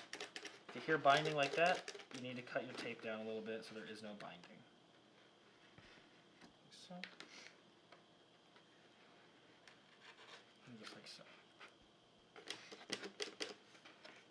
If you hear it rubbing the foam on each side here, you need to take your knife here on your surface. You just need to take it and just drag it up here. Make sure not to cut your surface, but just drag it up gently. This will crinkle that paper down, and you'll get a lot cleaner of a fit. This one's also doing it here, so we're going to take it along our surface. I'm just going to drag that right up the side. Don't put too much pressure or you'll cut through. Just crimp the paper on the edges down. Get a lot cleaner of a sound. Make sure that these in the middle here also don't hit. It's a pretty clean sound. That one's good. This one here is good as well. There's a little bit of binding there, but as long as it's not too much, you're pretty okay. Just take this with my finger and also crimp that down there. Perfect. So now that we have our servos all taped and glued, we have our wing glued together, we have our skewers in and everything just like that. We are pretty dang good for the next section of the build. Now that you finish your wing and you can set that aside, you can bring your fuselage back in. We're going to start with our battery strap part. You're going to need this rectangular piece of wood, the battery strap included in the kit, as well as this 4-inch piece of double-sided Velcro. You can pull the Velcro apart, and we're going to use the soft side inside of the fuselage. We're going to use the hard side on our battery. So first what we're going to do, we're going to take off the stickiness on this Velcro here. We're going to stick this right onto that piece of wood, just like so. This is going to be our battery tray. Then what we're going to do here is we're going to take our strap, just like so. We're going to pull off the Velcro, and then we're going to take it and flip it over and fold it backwards with the Velcro sides facing outwards. You're then going to slip it through here, like that, and fold it back over on itself, just like that. And that's how you're going to tighten it and loosen it. You're going to peel this up, you're going to loosen it and tighten it as you need, and then you're just going to flip it over, just like that. Now this here, we're going to slip over top of this with the Apex Products piece there, the little flap, sticking up on the top of it, and the rest of it just kind of folds around the bottom there. Then going to pinch this, just like so, and we're going to put glue right here and right here on each side of it. Be careful not to glue the strap to the wood. Just put glue here, glue there, and then you're going to stick it down into your plane, just like that, into the bottom. You can take off the side hatch for this of your plane, just to make sure that you can access everything. So you're going to take this thing, put the glue on the bottom where I told you guys, and you're going to stick it right there, right in front of this battery hatch, pretty even. It's going to fit in here, so it kind of fits right about there, inside of it, just like that. We're going to take this glue here, I'm going to put a little bit just like this on this side here. You're going to hold this battery strap tight so it can't slide and accidentally get onto that, get into that glue. Hold it like that. Then we're going to stick this straight down inside of this, just like so. Push down gently. Do not push down too tight. You do not want the battery strap unable to completely move. You do want it to move a little bit. So you want to take the piece of wood down in there, and you want to push it up and down just gently. Get that glue nice and tacked to the bottom. Make sure that those sides don't pop up. Let this dry for about a minute, and then you should be able to mount your battery pretty well in there. Now that we have finished installing our battery tray, we're going to move over to the wing mounts. You're going to need a single skewer from the kit, as well as 6 included rubber bands. First, you're going to take your skewer, and there's going to be these 2 holes, one at the back and one at the front here. It's going to be on both sides, and you're going to slide your skewer through the plane's fuselage all the way across until you have, give or take, a little bit more than 10 millimeters of rod sticking out. Just a little bit there, enough to have your rubber bands stuck on there. You're going to need 3 rubber bands on each post, so just make sure that that's accessible for that. Then you're going to take your clippers or a knife, and you're going to have about an even amount of this on each side. You're going to clip it right where it's about even. You're going to want that just about as much sticking out on each side. Then you're going to glue it on the inside here. Put a little bit of glue inside there, wrap it around. Making sure that there's no glue on top of the wing seat area where the wing's going to sit. You're going to put glue on the outside, just like so. Put a good bit on there. Want a nice wide cone of glue, so that way your foam doesn't tear. You use a piece of foam to wipe this off, just like so. Just wipe all that excess off. That'll be perfect for your first wing mount. You're then going to take that same skewer and stick it to the front and do the same exact thing. This one's a little bit harder though because it's in this crease, so you're going to want to pick it up and look down in there and stick it all the way across. Might even have to push it up into the hole. You're going to want it to be about even with the same here on the back. So about that much, and then you're going to clip it evenly on the other side. Just like that. On this one, you're going to glue it on the outside, just like so. Wipe that off. If you ever get hot glue in your fingers, just rub it and it will come right off, not burn you as bad.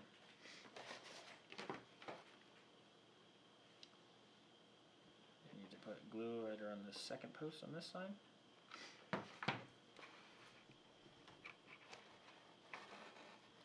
Now, on the inside of this skewer, it's sitting right where this thing meets here, right where these two pieces of foam meet, and it's sitting up flush against it.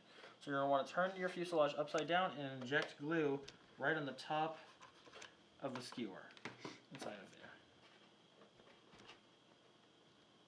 Just want to put that tip in there and just inject a good bit of glue in there.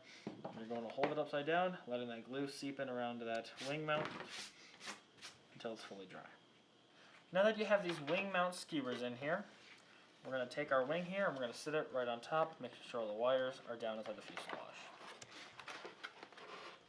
Make sure your wing, the center line here, is centered on your fuselage, just like so. Then you're going to take those 6 rubber bands that came with your kit. You're going to stick one end onto one of the skewers that are sticking out the sides, one of the wing mounts. You're going to stretch it across diagonally, stick it onto that one.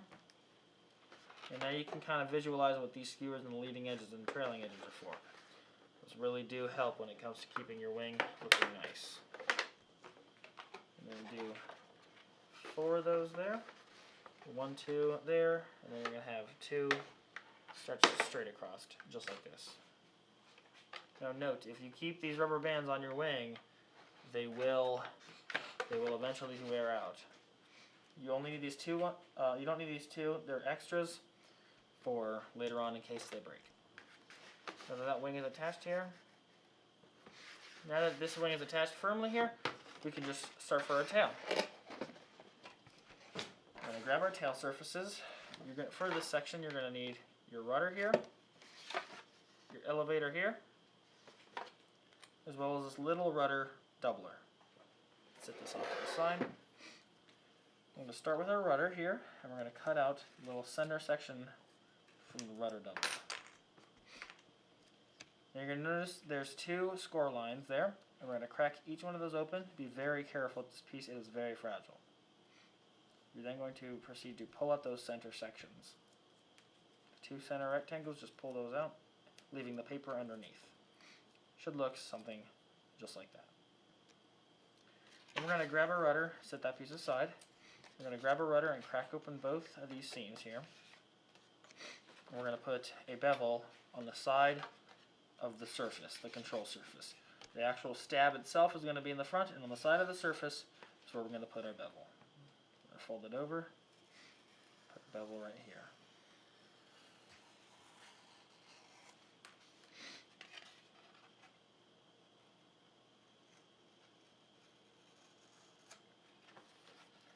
Like that. Now I have our bevel, our rudder should be able to move pretty well in both directions for both parts. We're going to fold them open here. We're going to do our glue hinges again. We're going to put this glue right on that piece of paper there in the middle. Here in a second we're just going to scrape as much of that off as we can.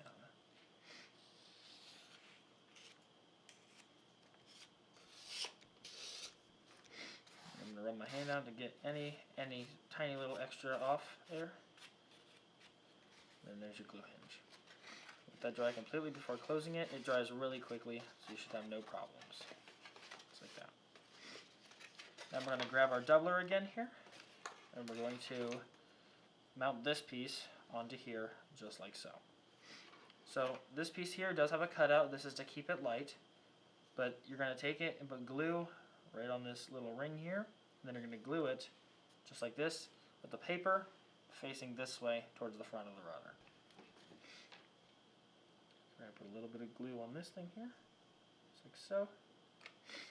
We're going to stick it down here, making sure it's flush with the back of this little under piece of foam. Flush on all the edges, make sure it perfectly lines up. It should be flush just like that. So that way when we fold it around here, it sticks to both sides and to the front. It's just like so. We're going to take our glue here. I'm going to put some glue on the pieces of paper here, as well as on this other little crescent side. We're going to continue to fold it all the way around to the other side and then glue it down, making sure it's flush and making sure that this piece is not overlapping the paper hinge. You want this still to be able to move freely, just like that. Just glue it all down nicely, make sure it's all secured. And once that's down, you're ready for your next step. You can now sit your whole rudder off to the side here. You can grab your elevator. We're going to prepare this surface to put on the plane. You can crack open that seam there. We're going to put a bevel on the side of the actual elevator. Not on the side of the horizontal stab, but on the actual elevator surface.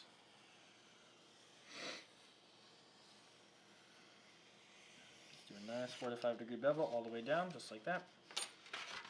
Now you should be able to flex your rudder or elevator all the way up and all the way down. Now crack it open again just like this and put some glue on the center piece of paper there for your glue hinge.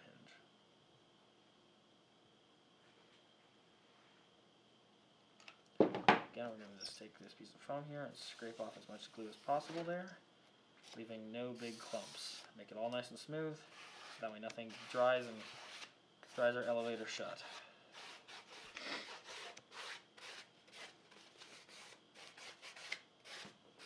Just like that. Make sure there's nothing sticking and it's not stiff. If it's stiff, you didn't do it right. So make sure it's not stiff or sticking. Now we're ready for our next step, which is mounting the elevator to the plane itself. On the plane, you're going to see there's two little tabs on the back. You're going to want to pinch those down a little bit, just like that. And then you're going to take your elevator and put the hinge side down. So it's going to look just like this with the paper all on the top. All of the lines and everything are going to be face down, just like this. Then you're going to fit those tabs onto the two aligning tabs on the elevator. Now, when you align this thing, we're going to put glue on both of these sections here and on the back sections here, and then we're going to glue this down. When you glue this down, the wing is on here, so we want to make sure that when we align it, the elevator is perfectly parallel to the wing. So, if I can show you guys here. If you can see here, the elevator is not parallel to the wing right now. It is off at an angle and it's not parallel. When I move this elevator up, just like so here, it's going to be tilted one way, and that's a little bit more parallel here. You just want to keep on twisting it back and forth so you get that elevator parallel with your wing pretty decent. So now that we've kind of eyeballed it all, we're going to take our elevator, we're going to get down here and we're going to glue it, but as we glue it, we want to shift it back and forth so that way it's fully parallel with the wing. If the elevator is this way and your wing is this way, there can be some weird aerodynamics and your plane might not fly okay. Might not fly right. So we'll take this off here, put some glue right here, avoiding the tab because the tab just goes up through the foam and it would just make a mess. So just on those four areas there in front and behind the tab, we're going to glue our elevator on, just like this. And we're going to get down here and we're going to make sure that our elevator is perfectly parallel to the wing as much as we possibly can get it. Look at it from the back, look at it from the front, make sure you got all those angles covered because you want to make sure this thing flies well and straight. You do not want it flying wonky or weird or anything like that.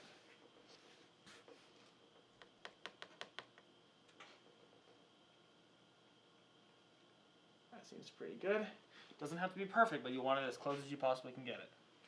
So that's pretty good. It's pretty parallel for what I'm seeing. Yep.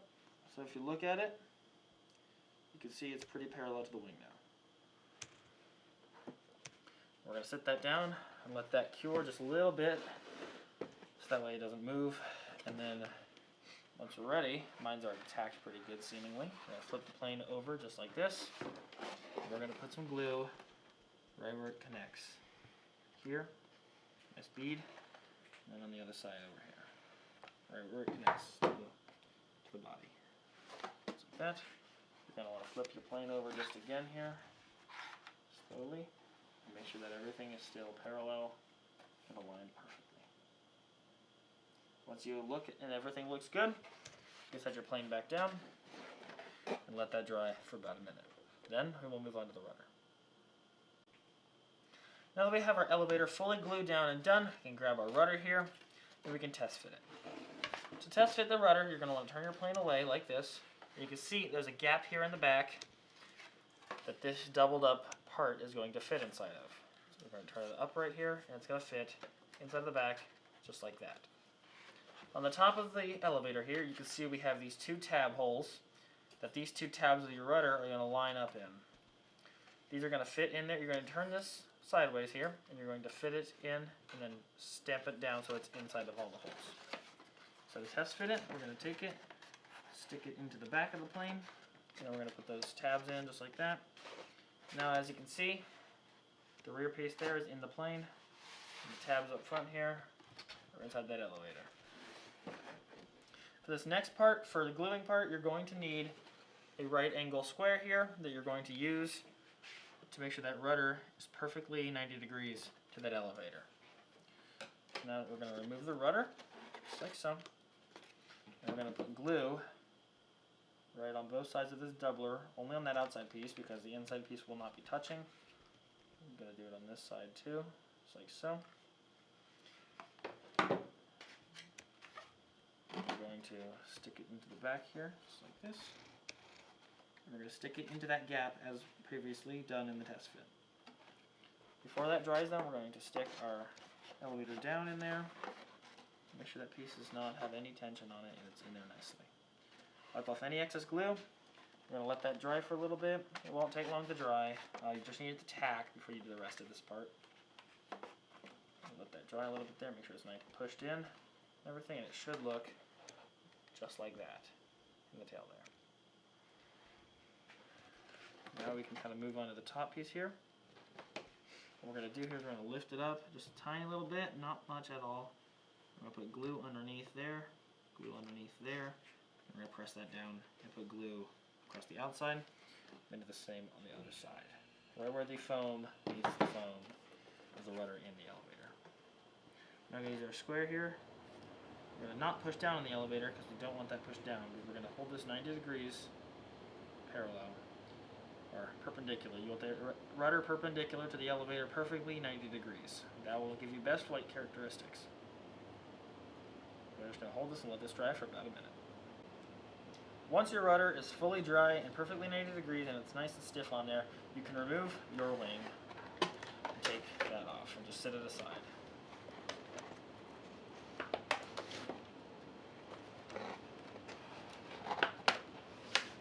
Just like so.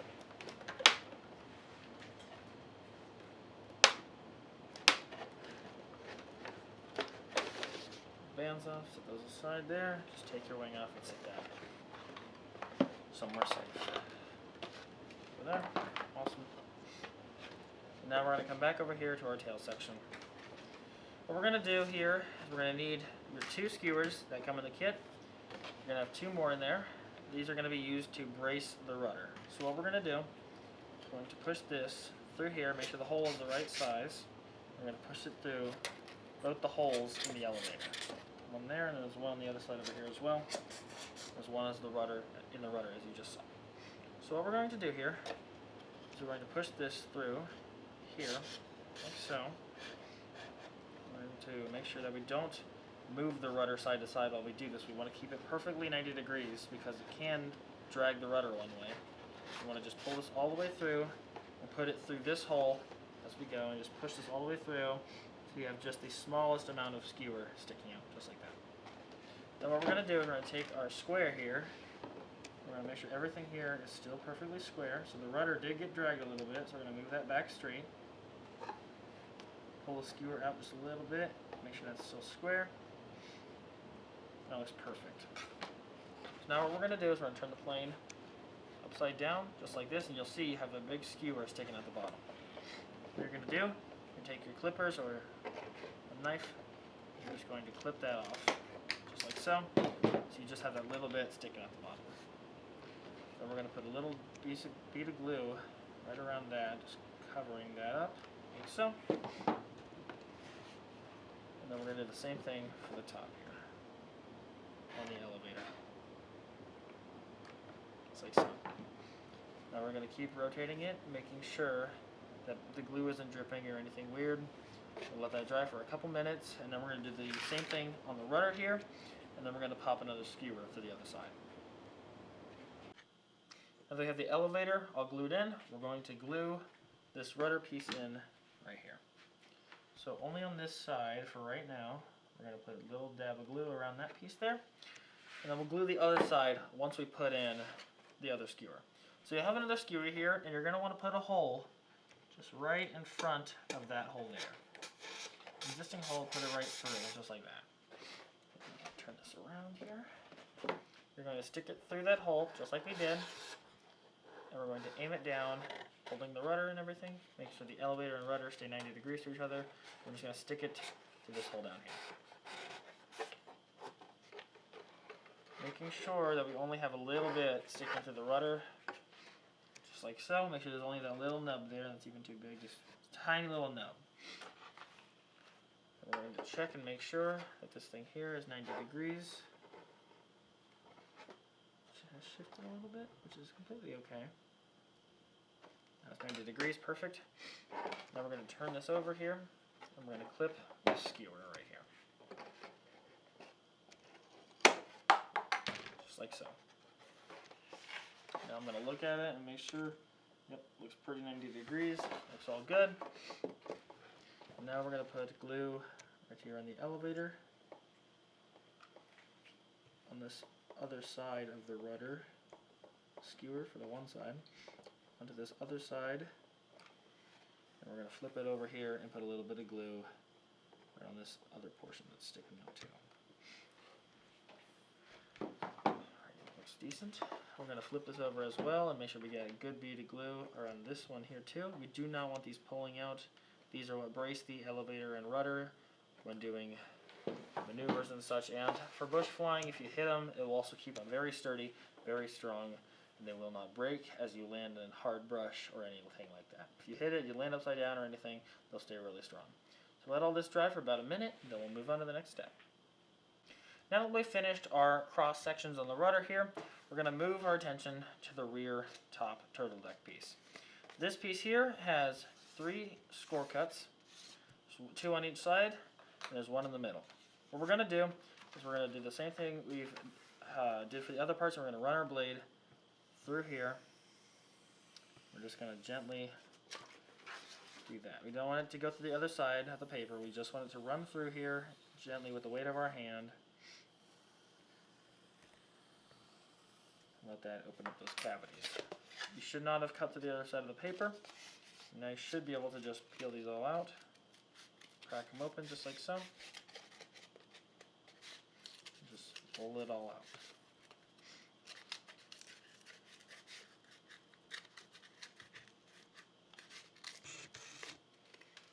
Just like so. And there's this one over here.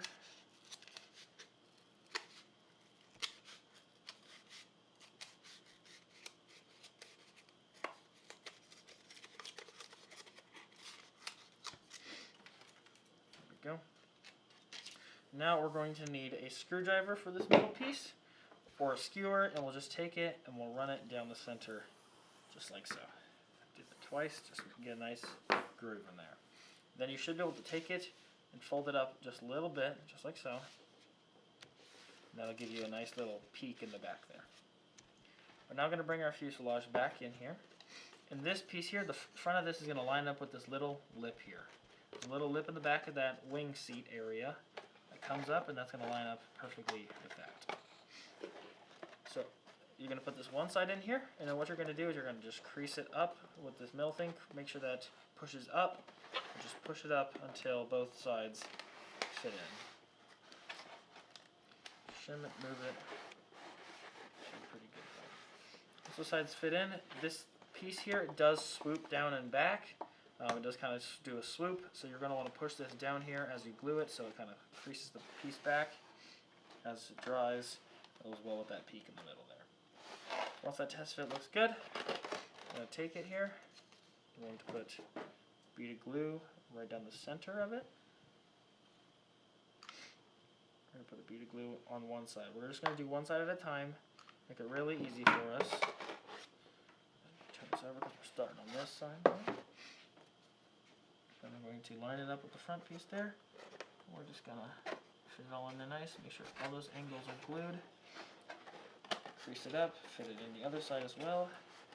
Make sure all those angles are pushed down and glued right along that whole edge, swooping it down in the middle there a little bit to make it fit.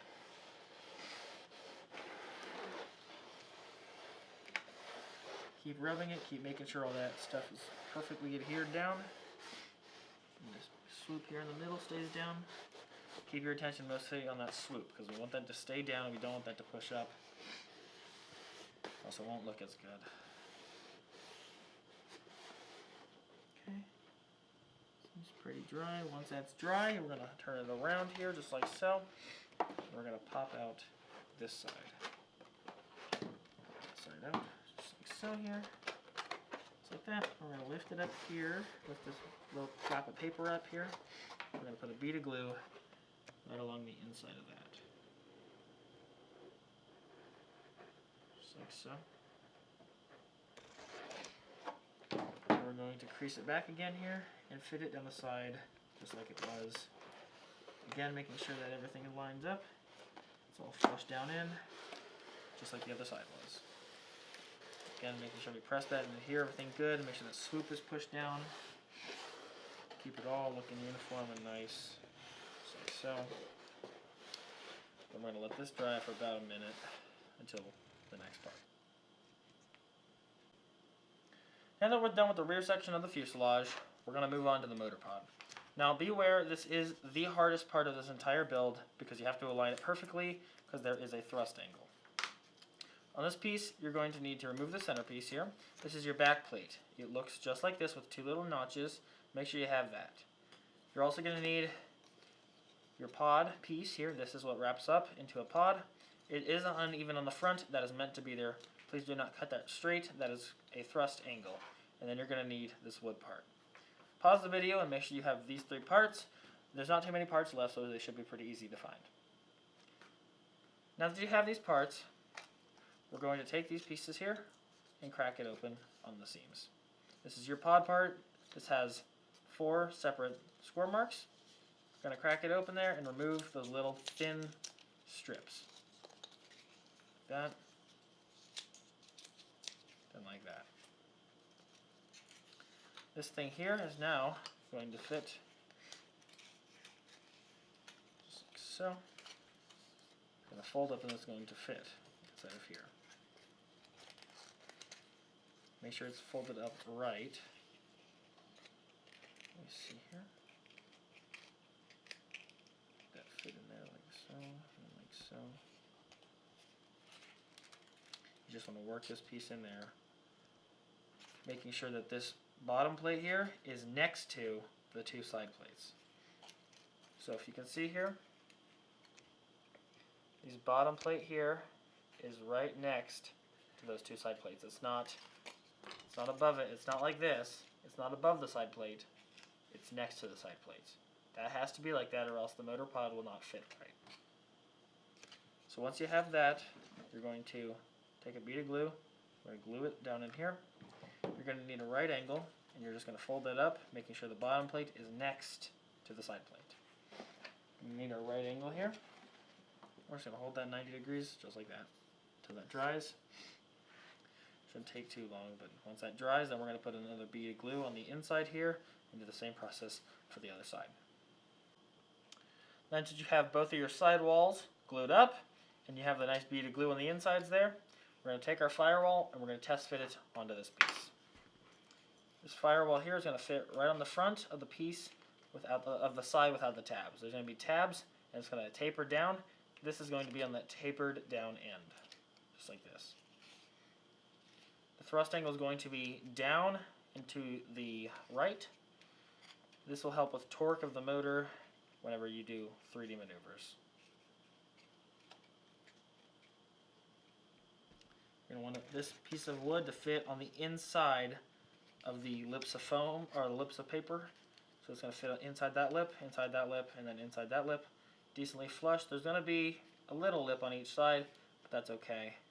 Just make sure it fits decently flush and lined up, just like that. Then we're going to glue it, just like so. We're going to take a bead of glue and we're going to stick it right here, and right there. And we're going to take this piece here and we're going to stick it right on the face of that, just like so. Wipe off any excess off the edges here. Make sure everything's flush and stays flush, stays nice and tight and lined up, just like so.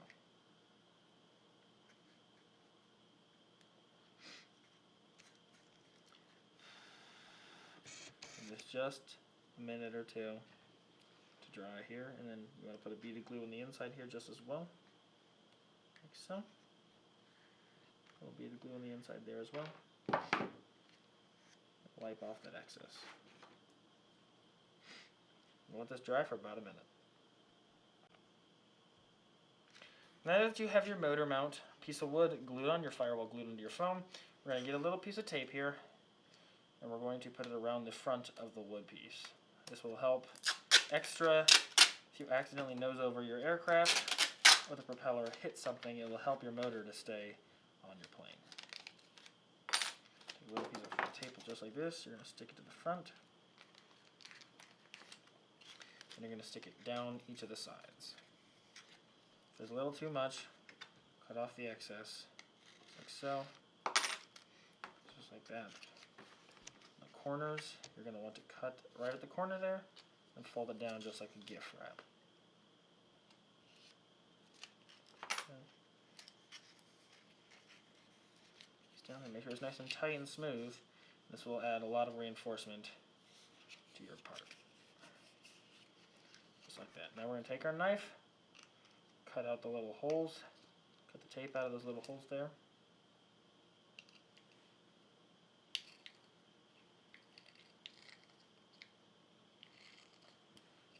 Just like so. Move all that, and then we're going to take this piece, we're going to glue it to this back plate. The tabs are going to fit in here. These side walls are going to fit pretty flush to the sides of this, and the bottom is just going to be glued on just like that. So we're going to glue this here, take a piece of glue tape off there, and glue this here, right along the back here, like so, put a little notch there, and then we're just going to slip it right inside those notches there. Push it down nice and flush, make sure everything aligns pretty good. Just like so. Get a little hot with my fingers. Like this. I'm going to put an extra little bead on the bottom here. We're going to get that about a minute to dry. Now that you got your pod glued to your back plate here, we're going to take your motor. This is a Flight Test 2814 1100 kV motor. I do enjoy using these. They work quite well, and it's going to fit perfectly onto there, just like that. The little shaft on the back of your motor is going to fit through the hole, and you're just going to take your screws and you're going to screw it in. I like to use screws that come with servos. The servos that I get for this thing, the 9 grams, I just use those screws that are for the wood screws. I use those to mount my motor. The motor being on here will make this 10 times easier to align and everything. Should work pretty good.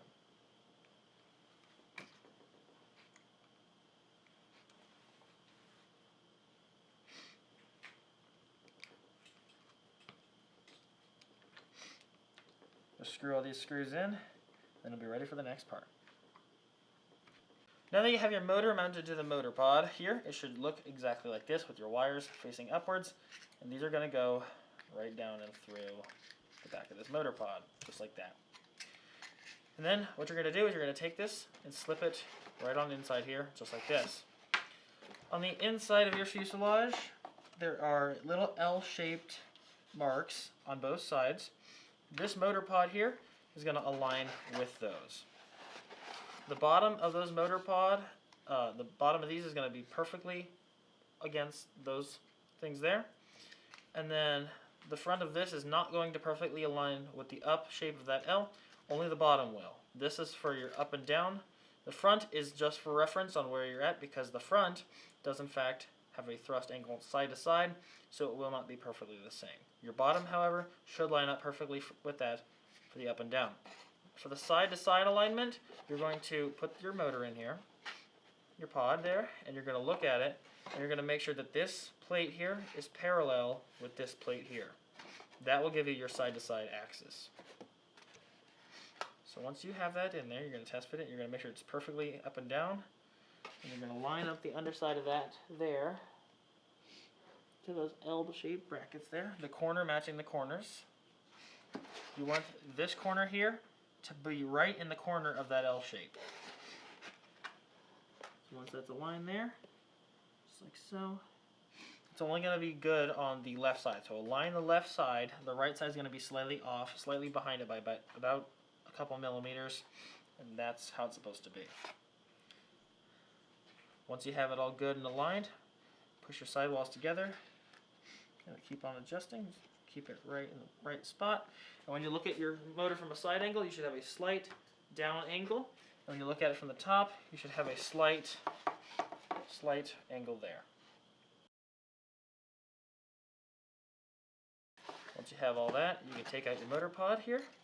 You can apply glue to the sidewalls here on the wood, all the way back on the side panels here, on the sides of this, downwards on the bottom, on this side here, and as well as on this side panel right here and on this wood. Just like so. When I'm running out of glue. Just like so. Now when you stick this in, you will have limited time, so make sure you get it in and get your left corner matched up there. Make sure it's at 90 degrees, and everything else will fit perfectly. So make sure it's parallel, make sure that corner's lined up, make sure you push all the walls together, and that will give you your optimum angle for this to work. Make sure that's parallel and up and down right. Look at your side angle, make sure it's good. Look at your top angle, make sure that's good. Once you have it all there, just push your sidewalls together, and then you'll have it perfectly set. It should look pretty dang good. It's not bad. So now we're just going to hold this side to side, let all that glue here, make sure it's pressed down fully here, and let that dry for a couple of minutes, maybe give it 3 minutes just to make sure that fully dries before we go on to the next step. Now that you've finished your motor pod in your plane, we're now going to get to working on the landing gear. In your kit, you're going to get 2 metal wires that are about a foot long and they're 3 millimeters thick. You're going to need CA glue, a pair of wire bending pliers, as well as you're also going to get these 3 wood plates. The one has a pattern in it. This is going to be the middle plate where your wire sits, and then you're going to have 2 cap plates on either side. So to begin this, you're going to take your CA glue and you're going to glue your middle plate to one of your cap plates, making sure that you're the right height and width, that way it fits perfectly.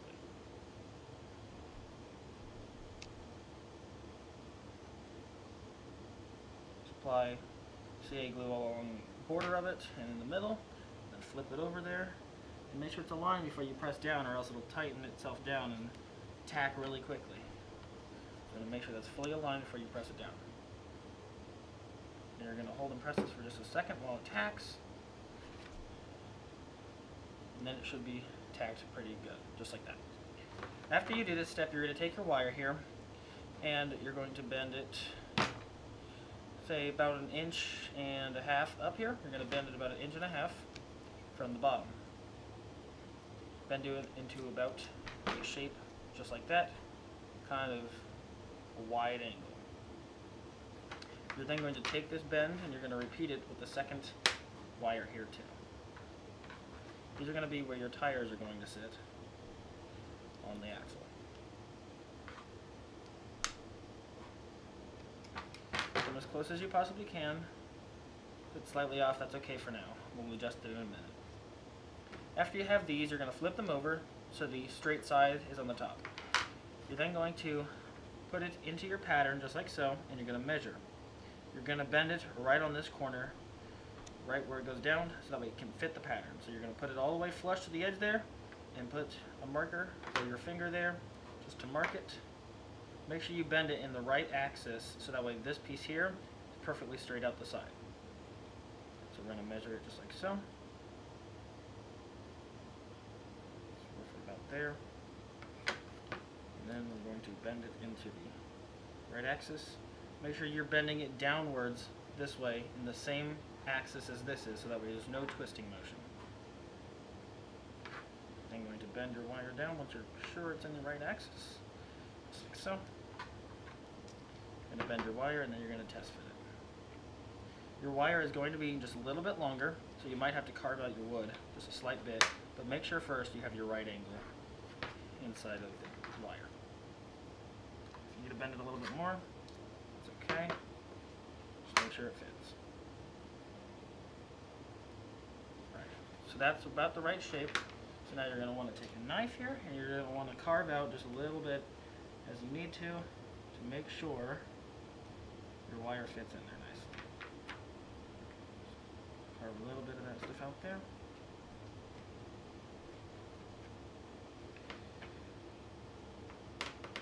Make sure your wire has a nice fit.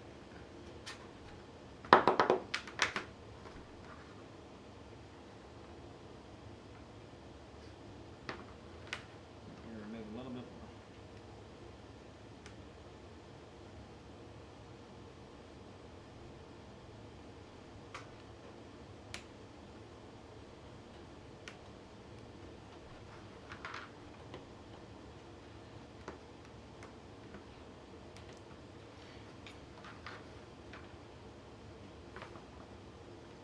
You're going to want to keep it carving out there and at this corner up here, and keep bending it to the right angle until it fits flushly, and then you're going to repeat that on the other side.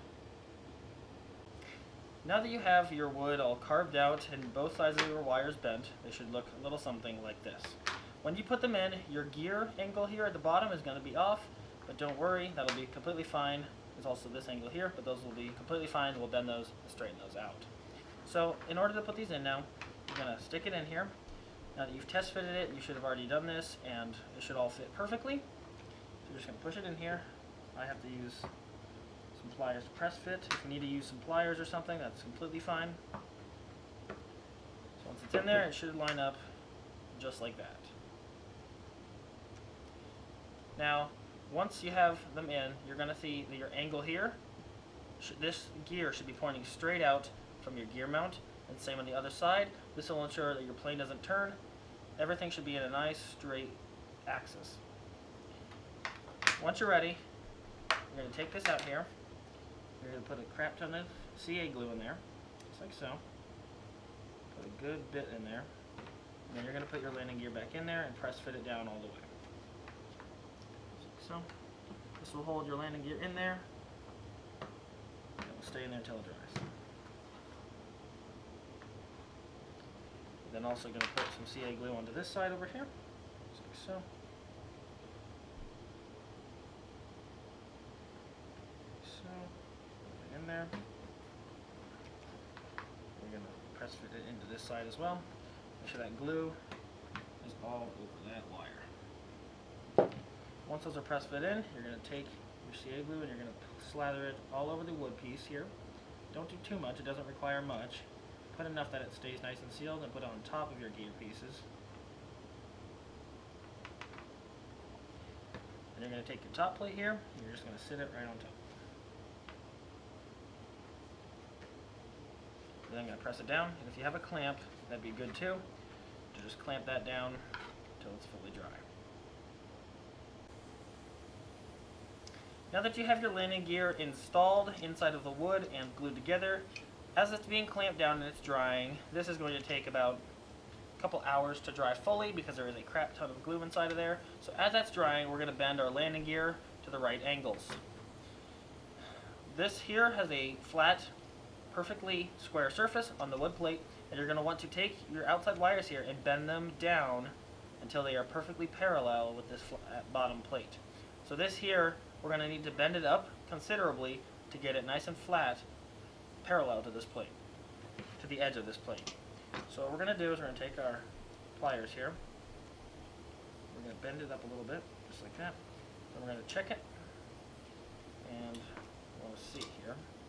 It can be a little bit up from parallel, it can be bent up just slightly from parallel, but you want it decently parallel. So it should look kind of like this, the flat surface here, and then this is parallel here too. Now that you have your landing gear assembled inside a side, it's time to do the electronics. First, you're going to need 2 servo extensions, as well as your 2 9-gram servos. Metal gear or plastic gear, does not matter. You're also going to need your 40 amp ESC. This is the RCElectricParts ESC. I like to use this because it's very easy to use, programmable, and weighs the perfect amount to balance the plane. Now, to start, we're only going to do the ESC so we can set our servos and extensions aside, so we can grab our fuselage. You're going to want to take the wing off so it's easier to install. So you're going to see on your motor and your ESC, unless you're using separate electronics, they're color-coded red, blue, and black.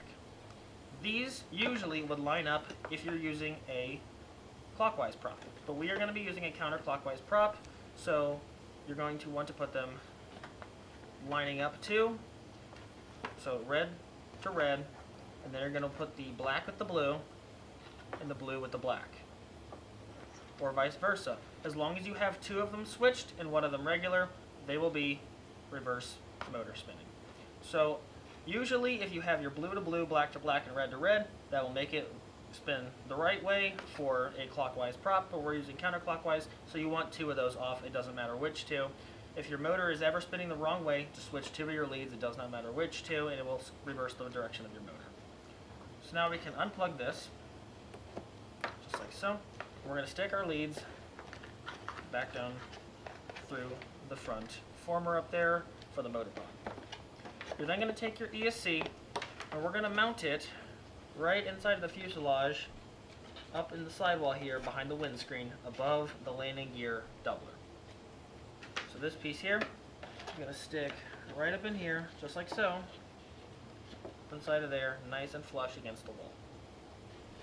You're then going to stick your wires through the front former of the windscreen, and you're going to plug in your wires red to red, black to blue, and blue to black. So there's red to red, or you can do red to blue, black to black, and then blue to red. Whichever 2 you swap, doesn't matter, just make sure 2 are not lining up.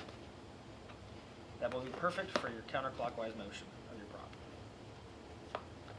Now that we have our wires connected, we're going to take a little bit of glue and we're going to put it on the back of our ESC right here, put that on the back of there, and then we're going to glue it right inside of the fuselage there.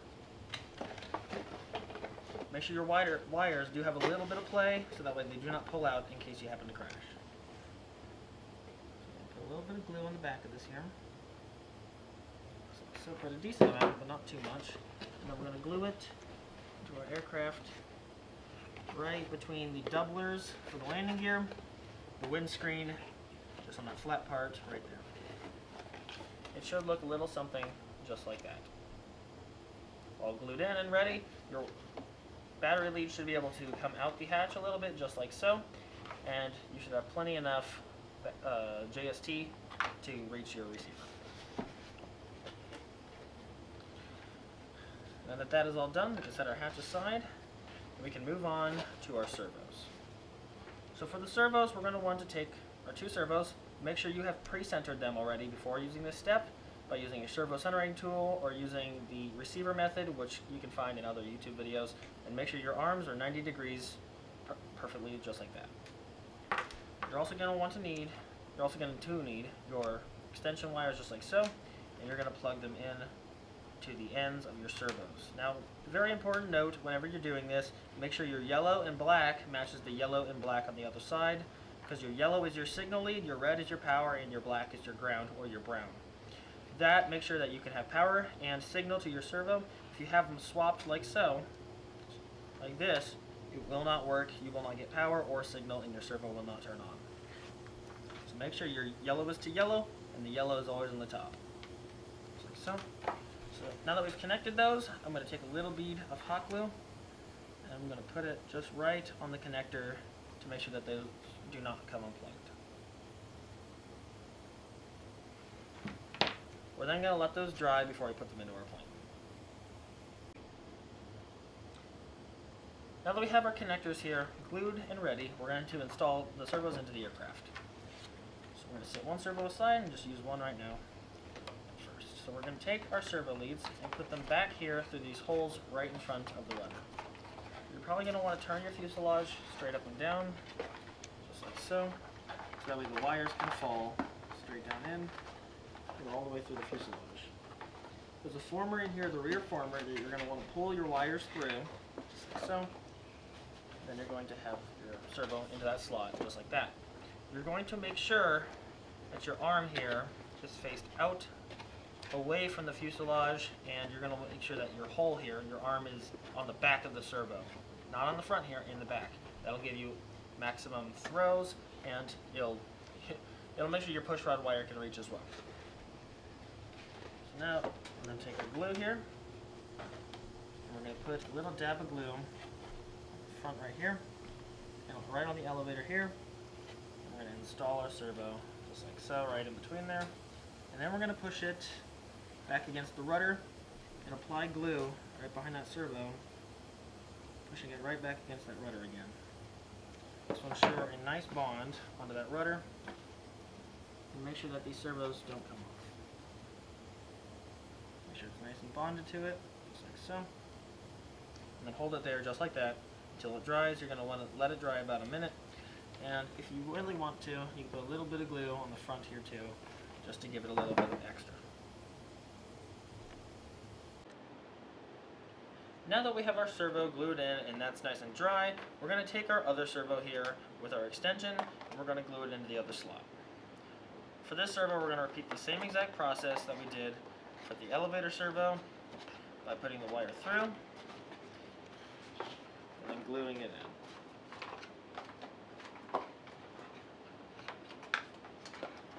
Make sure you pull this through all the way through the former that goes up to here, and you pull that out so that way you can hook it up to your receiver.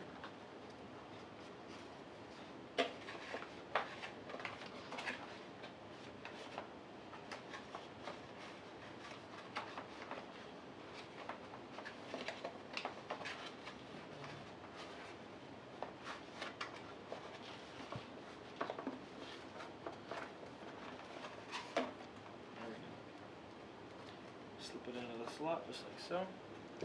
Then we're going to take our hot glue. We're going to put a nice dab of it on the rudder behind it and on each of the tabs underneath here. We're going to push it down. We're going to put a little bit on the sidewall here. Then I'm going to push that down and let it dry for about a minute.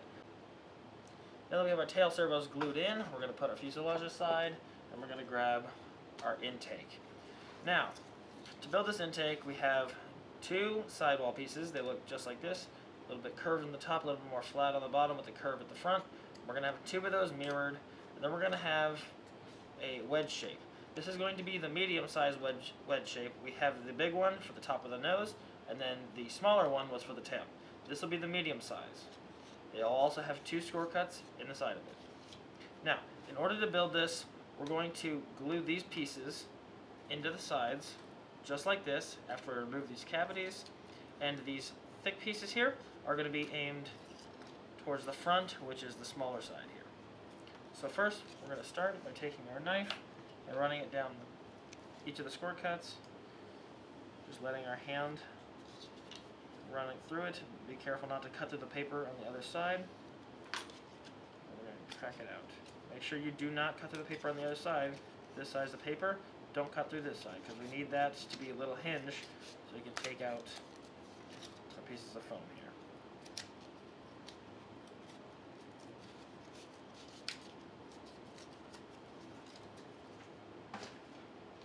Once those are removed, we're now going to take our side pieces and glue them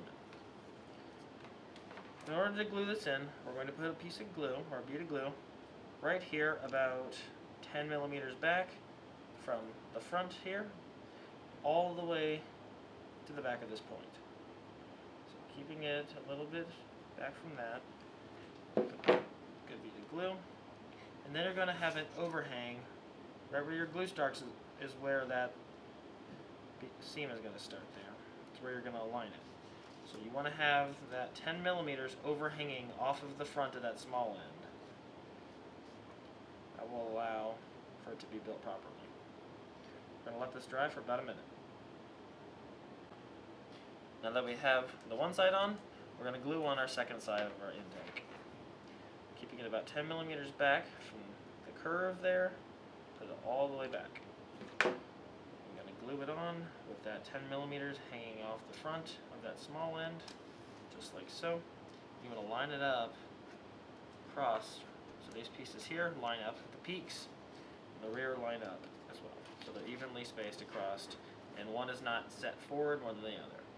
We're going to let this dry for about a minute, and then once it's dry, you're going to put a bead of glue right on the inside of each of these to give it extra strength. Once you have your sidewalls all glued on and the beads of glue reinforcing on the inside, we're going to take our knife and we're going to cut it right here where these sidewalls taper down and meet this base plate. We're going to cut it at an angle, running the knife down the sidewalls to taper that down. So we're going to start here, pulling our blade just like this and finding exactly where it meets. Then you're just going to make an indent right there where it meets. Once you have that indent, cut a little score right across. This is going to be right where the sidewall meets. The second that sidewall becomes flush with this piece is where that score cut should be. Then we're going to cut it through a little bit further until we're through the first piece of paper. So, okay. We're going to take our knife here. We're going to cut it at an angle. Just try to get it nice and flush with those sidewalls there. I'm just going to cut this all the way down, just like so. That side, and this side here too. And then here at the back, right where these pieces here at the back here end, is where we're going to cut it. Right across, just like so. Now we're going to take our knife, lining it up flush with the top of the sidewall. We're just going to push it straight across and take out that chunk. If there's any more sticking up, like there is here, just take your knife here and trim it out a little bit. You just want this piece here in the middle to sit flush with these sidewalls. Once you have that fitting, just like that, the way you want it, you can lay it against your table and see if your side plates here all sit flush across the table. Once that is sitting flush, you can grab your fuselage and go on to the next step. Take our fuselage here. I'm going to turn it over. Now, this intake is going to mount right here in the front of the airplane. Now, if you can see, the back of my intake here is not perfectly 90 degrees, so I'm going to take it off here, and I'm going to trim it so it's nice and straight.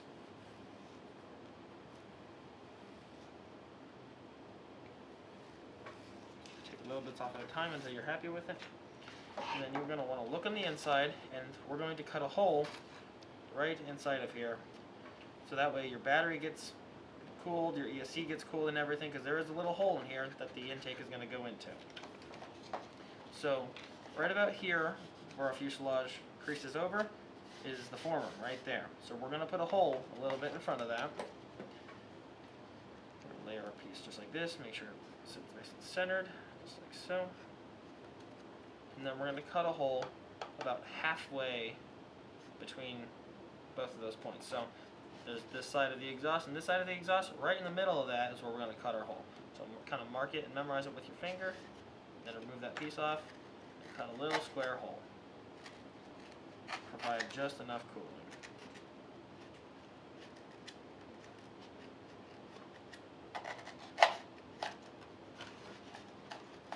go. A little bit of glue in there, like that. We're going to sit this on here just like so. We're going to look at it here. Alright, looks decent. If you want to cut this hole a little bit bigger, you can. I'm going to, just to give me a little bit extra cooling, I'm going to cut a little bit more off on each side. So this hole is the same width as my intake. That way I get maximum cooling. There. Now that we have our little hole, we're going to glue on our intake. So in order to glue this on, we're going to put a bead of glue from the tip all the way to the back of our intake piece here on the sidewalls, and then a bead right across that back little wedge. Once that's done, we're going to take it, turn it upside down again, line it up straight. And once it's on there right, nice and straight, right dead center in the middle of the fuselage, we're going to glue it and push it down. Remove any excess glue here. You're going to want to line up the tips here of your intake with the edge up here of the bottom skin, keeping it centered all the way until it dries, and then push down on the front and back there until it dries. This should take about a minute. Now that we have our intake on our plane, we can now grab the landing gear that we assembled earlier. You're going to see on the bottom of your plane here that you have a gap there right where those gear doublers are. We're going to take our gear here. It might be a tight fit, so you want to just rub it back and forth and crease the foam in a little bit right there. Make sure you don't damage it, but just crease the edges of that foam in a little bit so you can fit this part in nicely. Just like so. Once those are creased in, you should be able to just take your gear plate here, line it up evenly, and then push it down into your plane, shimmying it back and forth until it's fully in the aircraft. This plate should sit decently flush here.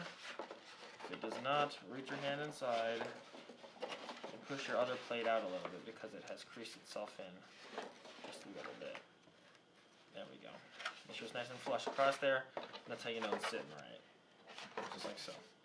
You can choose to glue these in or keep them removable in case you want to put something else on there, but I choose to glue mine in. So what we're going to do, we're going to pull these out here. So shimmy them out again, just like this.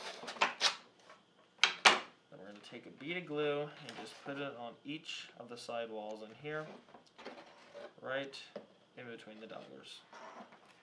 This is enough to hold these gear in plenty. We're going to take our gear here and shimmy it back in just like so. There we go. Make sure they line up flush. Those are now glued in. Now that we have the main gear in and glued, or friction fit, however you're wanting to do it, you're going to grab your triangle tail dragger piece and a leftover skewer that you used from any of the other skewer points on this plane. You should have a little extra. So what we're going to do is we're going to set our plane aside here, and we're going to look at our triangle piece here.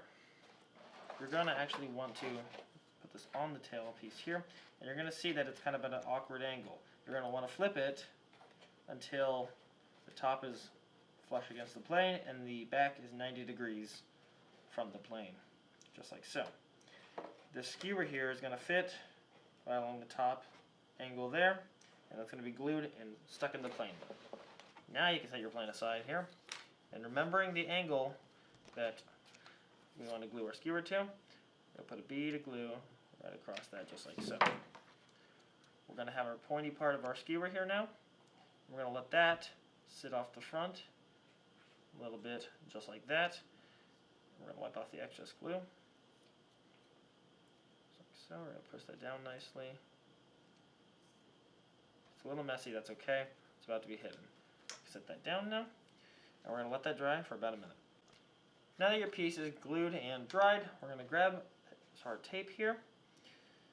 We're going to find the edge. We're going to peel off a little bit, like so. We're going to wrap it around the piece. We're going to stick a little bit there to that side. We're going to wrap it around. Definitely don't need this big of a piece of tape. We're going to stick it around down there. We're going to cut our piece of tape just like so, according to the angle. And then it should look a little something just like that. Once we have this piece done, we'll take our plane here, keeping the edge off the edge of the table so that way we don't damage it. I'm going to take this triangle piece here, and it's going to be lined up flush with the back of the plane here. This back piece of your tail dragger should be lined up with the back piece of this bottom plate. Once you have it lined up, you can kind of see where your skewer sits, and you're going to want to move it back just a little bit. You're then going to poke it through, just like so. Oops. Just like so here.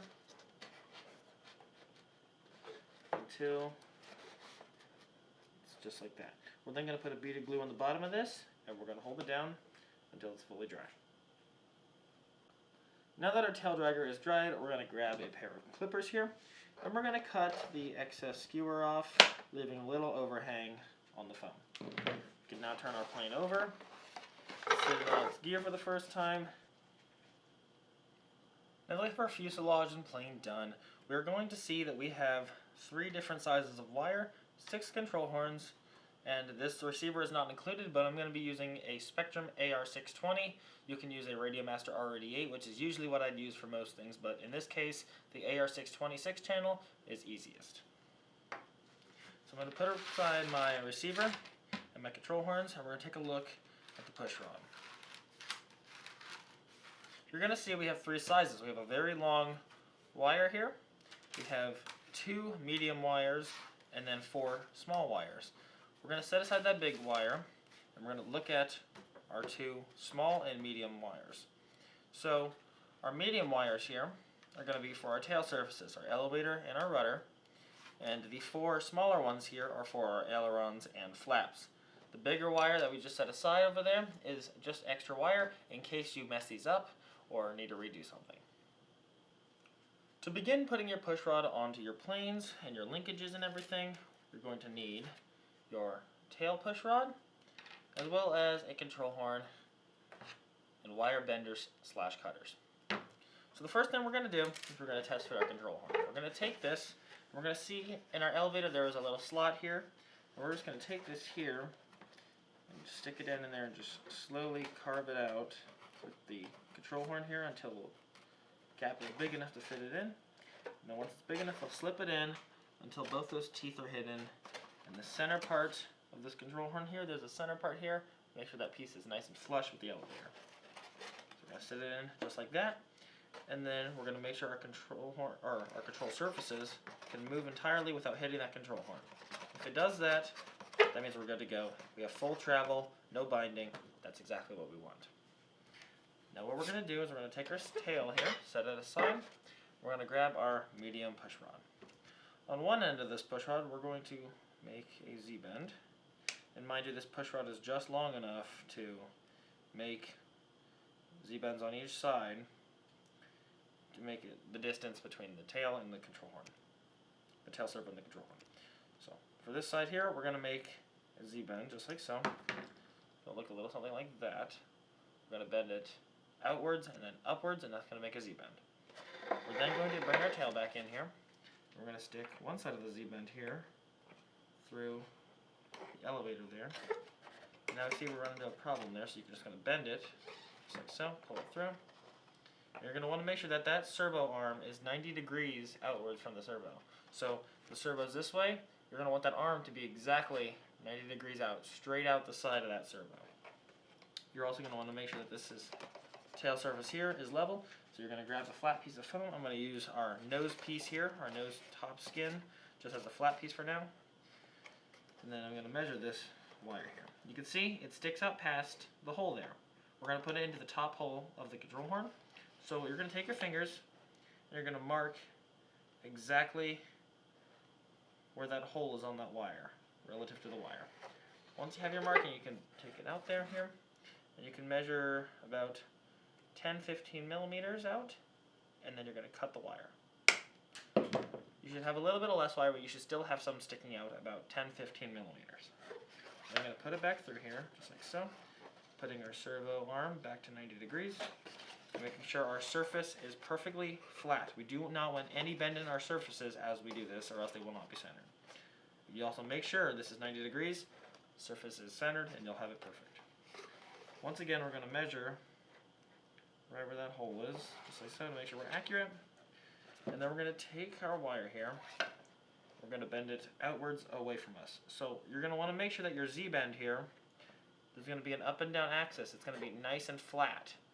So if your Z-bend's out, you have the wire sticking out. If you have it this way, it's going to be nice and flat up and down, and that's the way we want to bend this wire. We want to bend this perpendicular to that Z-bend to make sure that it's perfectly straight out. So again, put this 90 degrees here, put this to the hole, measure it, and remove the push rod so you guys can see well. Push rod here, Z-bend's going out and down. What we're going to do is we're going to take our wire here, we're going to bend it straight sideways perpendicular to that other Z-bend, just like that. Just like so. And as you can see here, hopefully you guys can see that, the wire here is sideways and the Z-bend is pointing up. So this one's out, this one's up. Make sure that basically you've rotated your Z-bend 90 degrees, just like so. We're then going to put our piece back into the first hole in our servo arm, just like so, and we're going to stick it back through. Put our servo at 90 degrees yet again, and then we're going to put our push rod through the first hole in that control horn. And as you can see here, I've made it off. Just a little bit here, so what we're going to do, and it's okay to have trial and error, that's what this whole thing is going to be. So we're going to unbend it there just a little bit there, and we're going to move it down just a little bit, like so. Bend it back sideways there. We're going to test fit it again. This whole thing's just about test fitting. There we go. Now our arm is 90 degrees. Our surface is flush, so now we can complete the Z-bend. Take our wire here, out a little bit, keep about 5 millimeters in front of that. 5 millimeters out from this bend is where you're going to want to bend it. You're then going to bend that wire up, so, and clip off a little extra bit, just like so. Take your control horn off, put it to the first hole of that control horn, and then slip it all back underneath, just like so. Make sure that servo arm is 90 degrees, a little bit there, and if it's off a little bit after you do that second bend, you can always just move the control horn backwards and forwards just a little bit until you get it to that perfect angle. So everything here is nice and straight and flush, just like so, and this arm is 90 degrees to the servo. Once you have that all, just like that, and everything's connected and it's all flush, you're happy with that fit, you're going to take your hot glue gun, remove your control horn, put a nice bead of glue right in that gap. You're then going to take your control horn, sit it back in, hold your surface nice and flush with a piece of flat foam there. You're going to let that dry until that control horn is completely dry. And the best part here is what you're going to want to do is put a little bit of glue on each side of that. That'll help for rigidity. Be careful though, because this is a 3D printed control horn and heat can make it bend a little bit and very malleable. So be careful when you do this not to put too much pressure side to side and bend your control horn. Just set it there and let it dry for about a minute until everything sets up nicely. Once everything's nice and dry and your glue is nice and stiff and there's no play, you can now check to make sure that everything moves freely. Your servo should be rotating and your surface should be moving up and down just like so. In the top hole of this and the outermost hole of the arm, so top hole of control horn, outermost hole of the arm, you will get most throw for your surface. You can always tone this down in your transmitter. I like most throw for all my designs and planes. Helps it to fly really good and have the extra throw for 3D maneuvers with this thing. It really unlocks it. If you want a little bit less throw, you can always move the arm here on the servo control arm and move that inwards. If you move the arm here, or the hole down on the control horn, you will actually get more throw. We do not want that because that will make it really, really, really controlled. It would be really pitchy, so we don't want that. This will be a perfect amount of control on the uppermost hole and the outermost hole in your servo. So this will be perfect, and you want to repeat this step for all of the rest of your controls on your wings, on your ailerons, your flaps, and your rudder as well. Just repeat the same process of centering your servo, holding your surface nice and flush to the stab, so that way it's nice and straight, test fitting your control horn in there, putting your wire in, bending it, measuring it, and then making a Z-bend and then gluing everything in nice and straight. Repeat that process for all the other control surfaces, and once you do that, you're ready to put your your receiver in there, put your wires from your servos into your receiver, and then program it up to fly. Now that we have all of our servos connected to our control horns and all of our linkages done, there will be pictures here in just a second of how each of those should look individually. You can follow those if you had any misunderstandings in the explanation. You can kind of look at them, use them for reference to put yours on the right way. Here they are.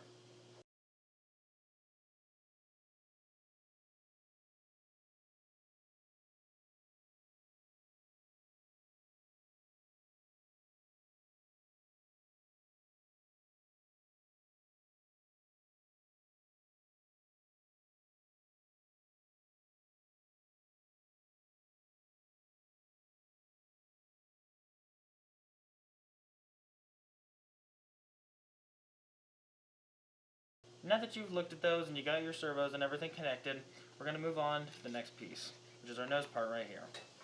This is the very last piece, and we're going to put the knife in the score cuts here and just let it glide through, making sure not to cut the paper underneath, just like all of the score cuts. This is your very last piece, and it's the biggest wedge. This is going to be the nose skin.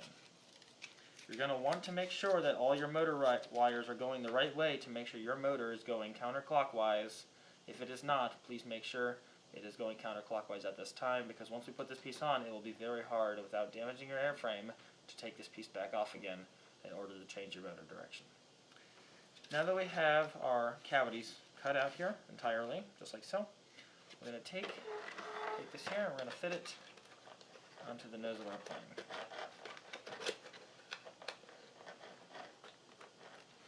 Just like so.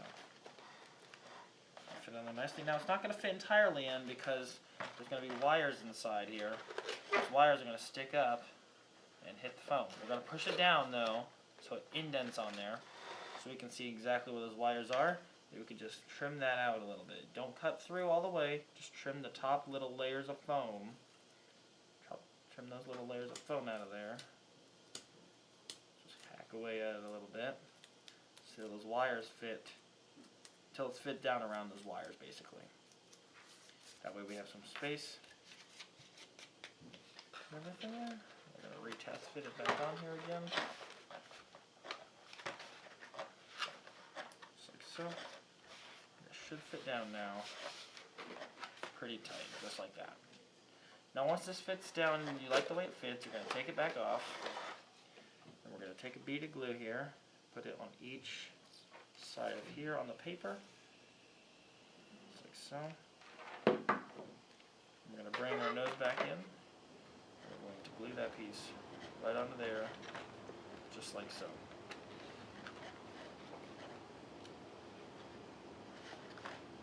Making sure it's all nice and glued down, just like that.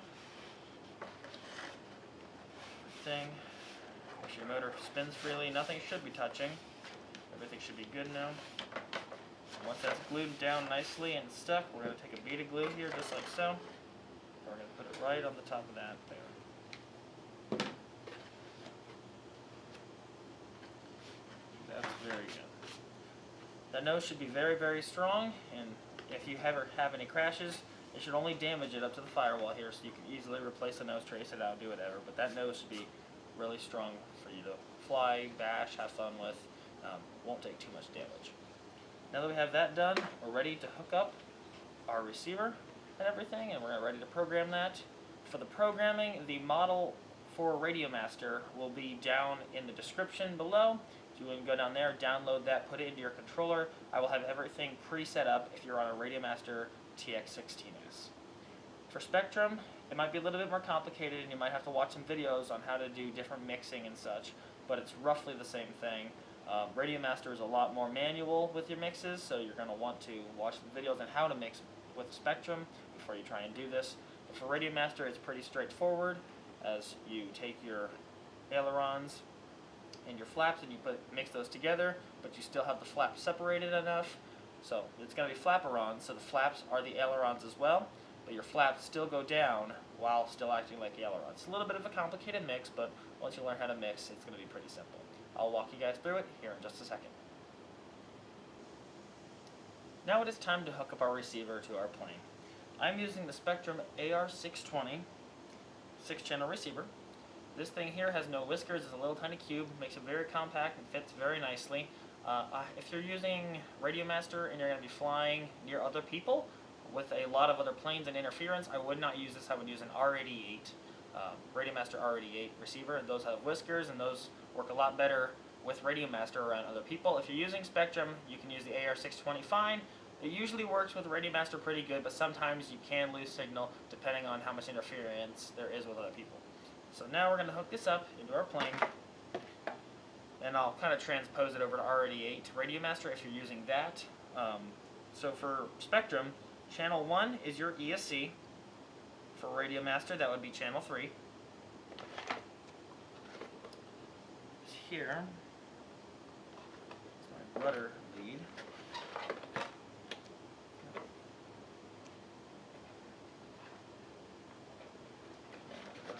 Here. Yep. Okay. There's a little bead of glue on my lead here. So the rudder lead is going to be channel 4. That is the same between Spectrum and Radio Master. And my elevator lead here is going to be for Spectrum, channel 3. For Radio Master, that would be channel 2. Because channel 3 is your motor on Radio Master. So channel 1 on Radio Master is your ailerons, channel 2 is elevator, channel 3 is throttle, channel 4 is rudder. That is for Radio Master.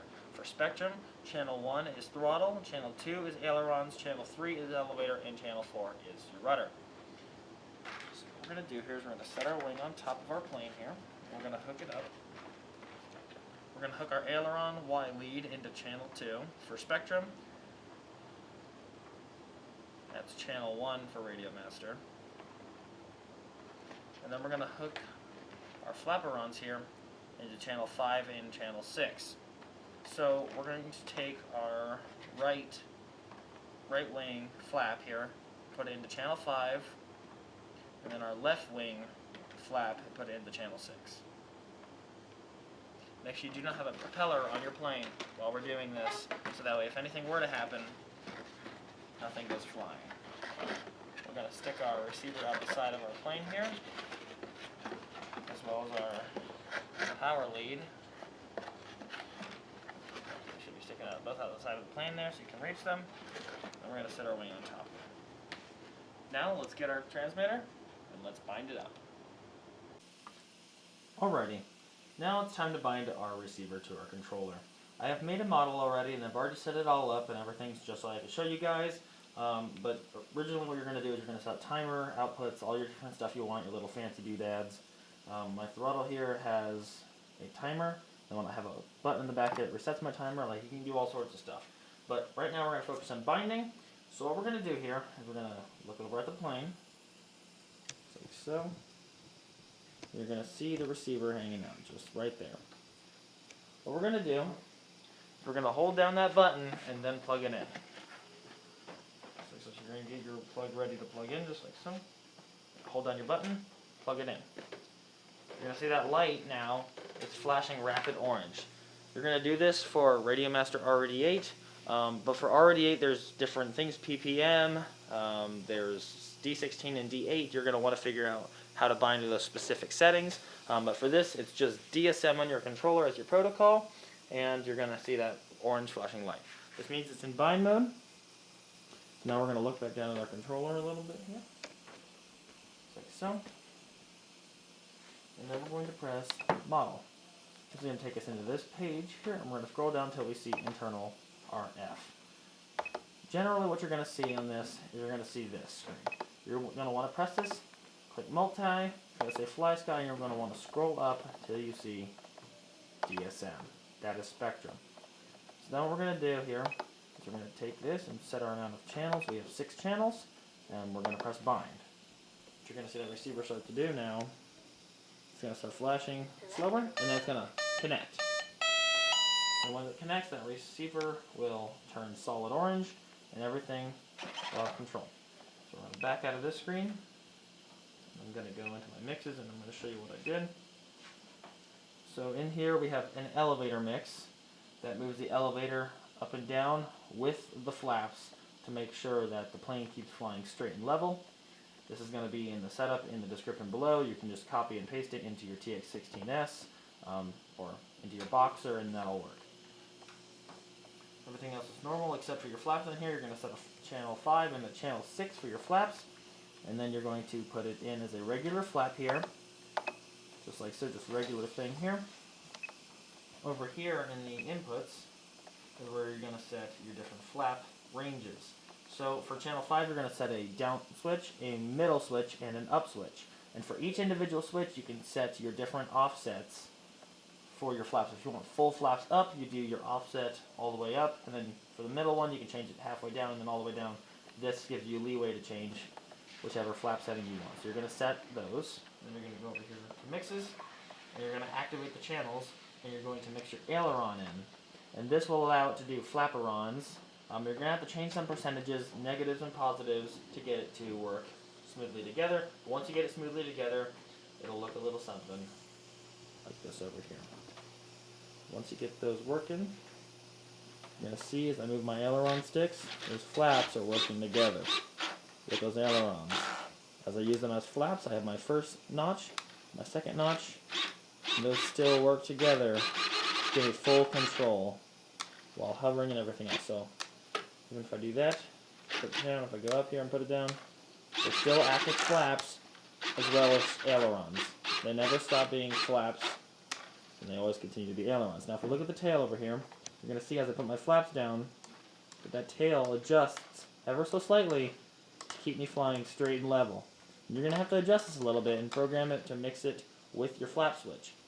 It's all going to be programmed, already done in the model down below in the description. So if you have a TX16S or a Radio Master Boxer, please get that model and put it in. It's already pre-set up, saves you the hassle. If you're on a Spectrum, I'm not sure what you are going to do. You're going to have to go and look around for videos on how to do flaperons and just set this up however you want. This is the way I usually do it for maximum control for when flying anywhere. It's really good for low speed control because this thing does fly pretty slow, so that full span aileron really does help. Your rudder and everything, make sure that's all going the right way, and your elevator's going the right way. Make sure everything's going the right way to your stick. When you pull back on your stick, your elevator should go up. When you push it forward on your stick, it should go down. And then, of course, rudder and ailerons, all pretty common and easy to figure that out. Just reverse those channels that need reversed, and there you go. You have your plane all set up. Just put a prop on it. For wheels down here, as you can see, we do not have any wheels. I would highly suggest finding a pair of FoamCub wheels or maybe timber wheels. Timber wheels for like an E-Flight timber, let's say, will be a little bit heavier than FoamCub wheels. Or you can make your own foam wheels. Doesn't matter. Just be creative. Put something on there. Keep it light. The lighter, the better, because this plane loves being light. So you're going to have to find a little solution for that. But once you do that, put your wheels on it, put a prop on it, and go out and fly. You can have fun with this plane. And there you go. She's all set up and ready.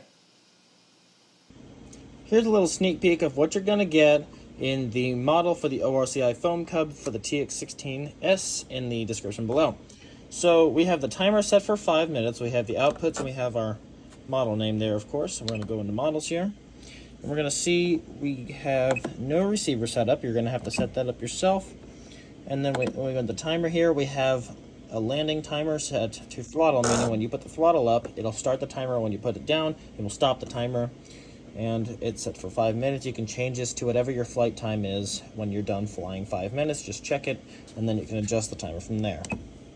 If we go over here into inputs, we can scroll down and see everything looks normal except for this. You can see all these different things. These are all your flap positions. These are the 3 positions for your right flap and the 3 positions for your left flap. So when that goes up, these 2 blue right now are the highlighted ones, are both up flap. this is middle flap, and those are both down flaps. You're going to have to go into each and every one of these and change your outputs, or not your output, your offsets. Sorry. So you see here we got our offsets. You're going to change that to positive or negative depending on which way it moves the flap. So let's say for full up flaps, your flap switch is SG, so this one right here. You can see when we move that one, it works. So when it's fully back, that's full up flap.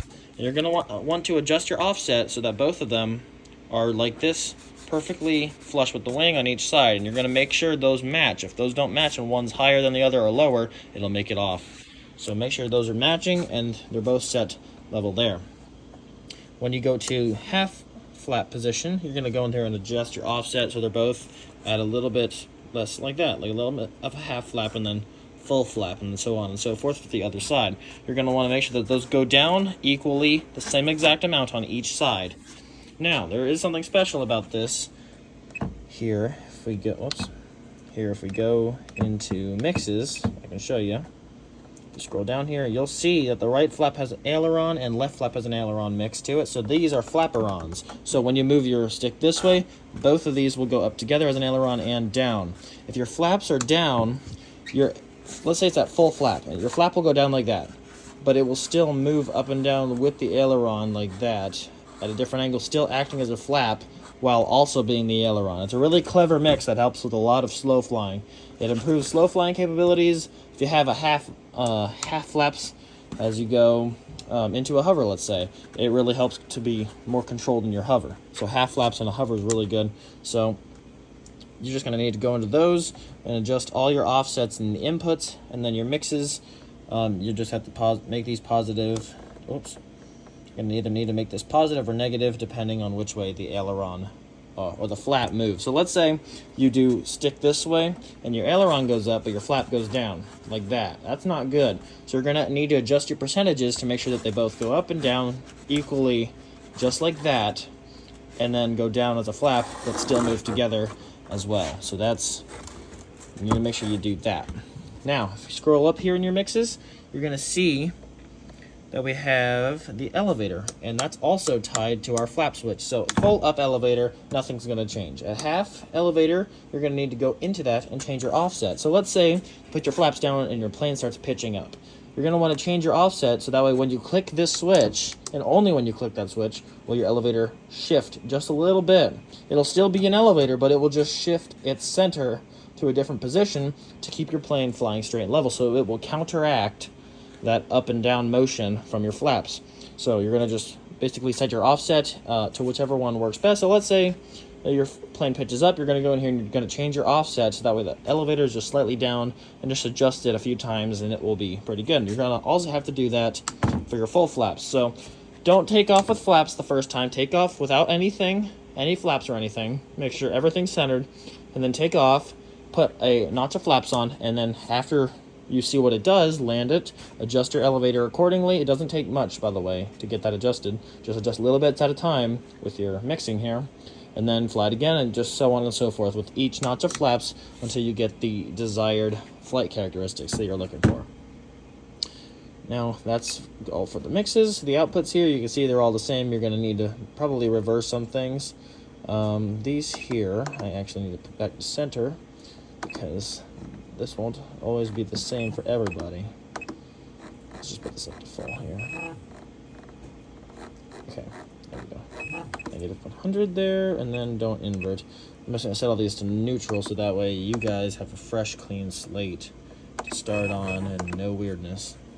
So everything here is centered and set to neutral, and it's all perfect and ready for you to just bind up and then just start setting all your different things. It's already preset. You just got to change the percentages and your outputs, and that's all you got to do. If you go over here to special functions, you'll see that for the override here, you're going to override channel 3. That's your throttle cut. It's on this back switch here. It's going to be in the SF switch. Up is off, down is on, and then over here is your reset timer 1. So you can see as I press that, that's a momentary switch. So if I come out here, you can see when I put my throttle up, my timer starts. When I put it back down, it'll stop. And when I press that reset, it resets it to 5 minutes. So that makes it really easy rather than going into the thing and resetting it each time. So if you really want to change any of these switches to something else, let's say you have a boxer and you want to just set this up. It's very easy to set it up. You can just look at all the mixes I did in here, pause the video, and apply it to your boxer. Since TX16S isn't really, I don't know if it's cross-compatible with downloading files from each other, but yeah, you just take it, set the same exact stuff as I did in here, just pause the video and set it up. It's super simple. It's way easier than Spectrum, so you just add it below and then set your switches and all the different stuff for each channel. You can set your switches here in the back. See that there? So let me go into here and let me show you. If you want to change it, you just go in here, change your trigger. Let's say you want to put it on this one. So you just click that, and look at that. It'll change it to whatever you want to do. But we're going to put it back on SH momentary for the sake of it. Yeah, same thing for up here. Channel 3 is your throttle, and then negative 100 is no throttle. So don't ever change that to 100 and do that, because it will full throttle. So always do negative 100 and then enable. And if you want to change your trigger, just click that, change your trigger, and voila, you have changed it now. And that's all there is to this model setup. Just bind it up, have fun with it. If you have any questions, please leave it in the comments below. I can help you out. I'd be more than happy to help you guys with anything you need. If you have any questions about the flaps or ailerons or trying to get them to center or anything like that, just let me know. So, thank you guys for watching, and keep on flying. I'll catch you guys on the next flight.